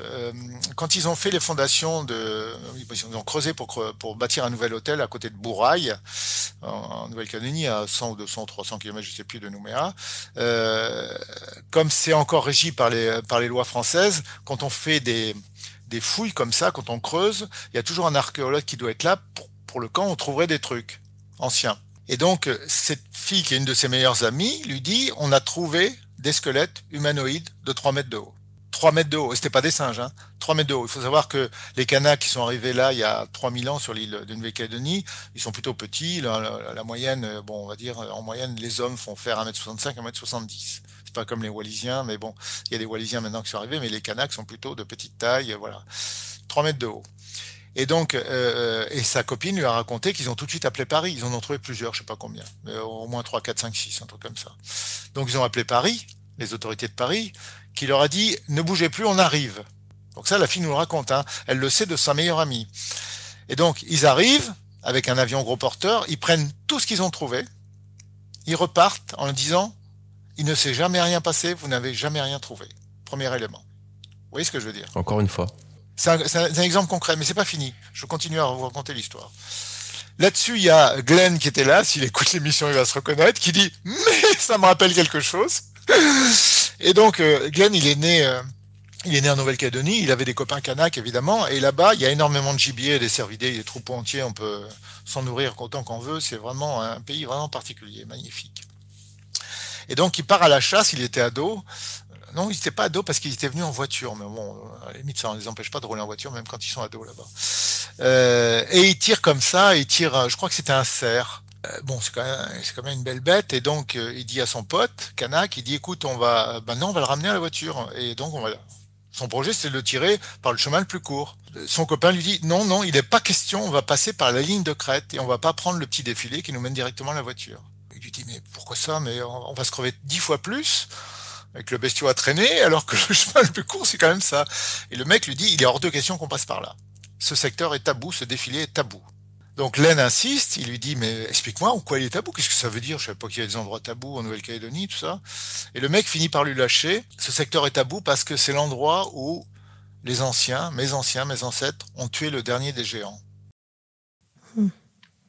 Donc ce que je veux dire là, c'est que la tradition orale kanak, parce qu'il n'y a pas de tradition écrite, elle recoupe complètement la découverte qu'on a fait à Bourail dans les fondations de l'hôtel. Vous voyez ce que je veux dire? C'est que quand on est sur le terrain, c'est l'exemple que je donnais tout à l'heure, on est sur le terrain, on approche la vérité. Oui. On est derrière son écran, on nous raconte n'importe quoi très facilement. Oui, notamment dans la société occidentale dans laquelle on est très aseptisé. Tu parlais des aborigènes, si je ne m'abuse, qui étaient conscients de ce phénomène. Oui, j'ai rencontré des Indiens Hopi, j'avais un pote, je me suis fait un pote à une conférence ufologique. Le type, il avait vu décoller un ovni genre à 10 mètres de lui, quoi. Mais ça l'avait pas du tout traumatisé parce qu'il m'a expliqué. On était vraiment devenus amis. Puis moi, j'ai une existence en tant que... parce que je me souviens de 15-16 vies passées sur Terre. Très bien. Donc je peux rentrer facilement dans la culture qui était la mienne quand j'étais à Arawak. J'étais un Indien à Arawak. Et j'habitais dans la jungle, donc je me mets facilement, il suffit que je me remémore tout ça, et puis je rentre très facilement en contact avec des gens comme ça. On est devenus très potes tout de suite. Et il m'a expliqué que c'était pas du tout un traumatisme pour lui, qu'il allait aux conférences parce qu'il avait pris conscience, mais que c'est sa civilisation, les Néopis, ils savaient parfaitement bien qu'on n'était pas tout seul dans l'univers.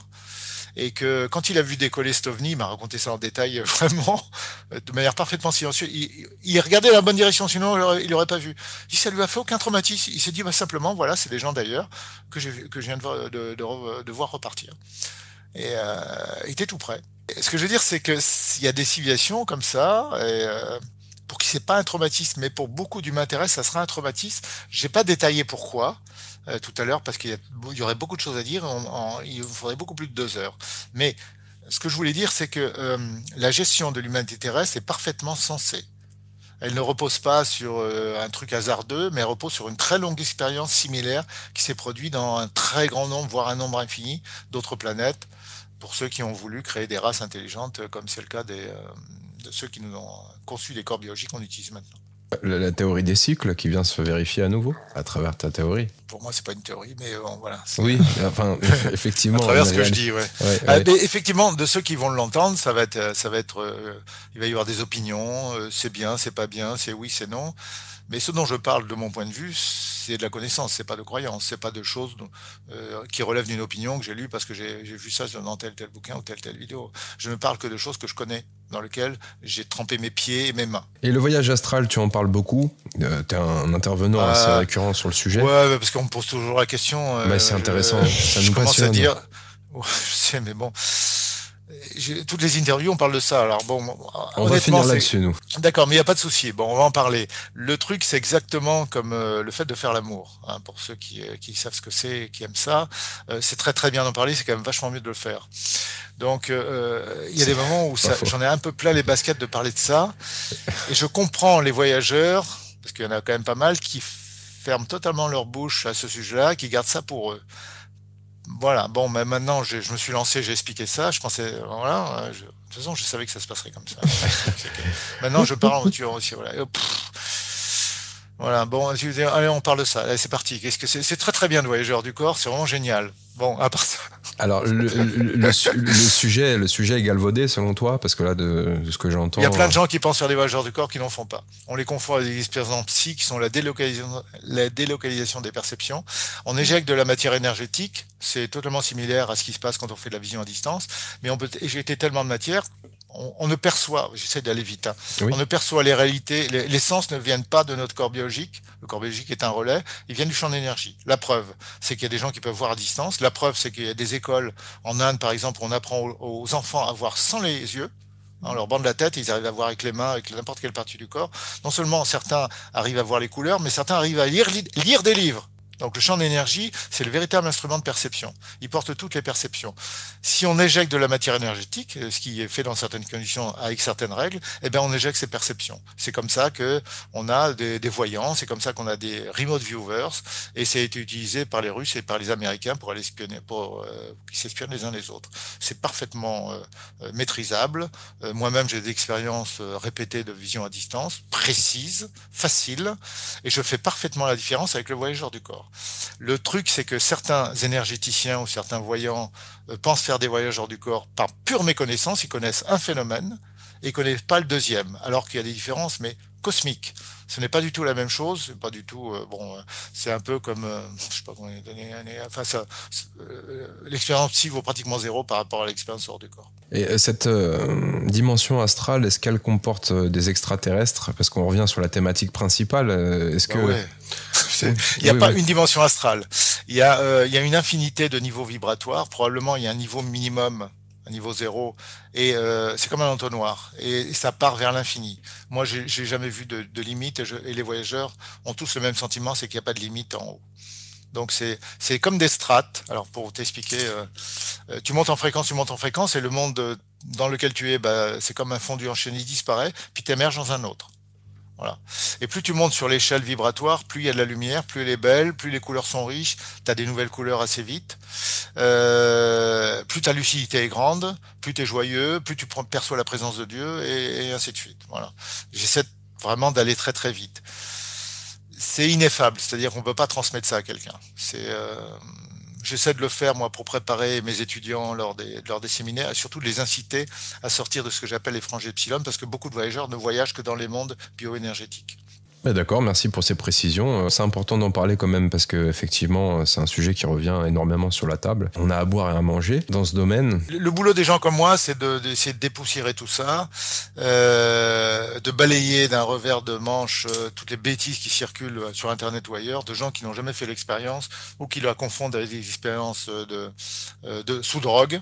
J'en ai vu, moi, des expériences sous délire psychotique ou des expériences purement psy. On va en parler, des psychédéliques dans une émission prochaine. Effectivement, pour toi, ça biaise totalement l'expérience. Moi, je recommande à tous ceux qui veulent maîtriser le voyageur du corps de prendre strictement aucun psychédélique. Ouais. Jamais. C'est ce que tu disais tout à l'heure, un voyageur se doit d'être lucide. Il est totalement lucide et puis non seulement, mais il doit avoir le matériel neuronal en très très bon état pour transmettre toute l'information au corps biologique. Si on l'a bousillé avec des drogues, ça va pas être terrible. Après, il y a, je le dis pour certains auditeurs, les dégâts sont proportionnels. On les voit aussi dans l'aura. À l'intensité des produits utilisés, à la puissance des produits utilisés et à la durée de leur utilisation. Après, je suis pas un spécialiste.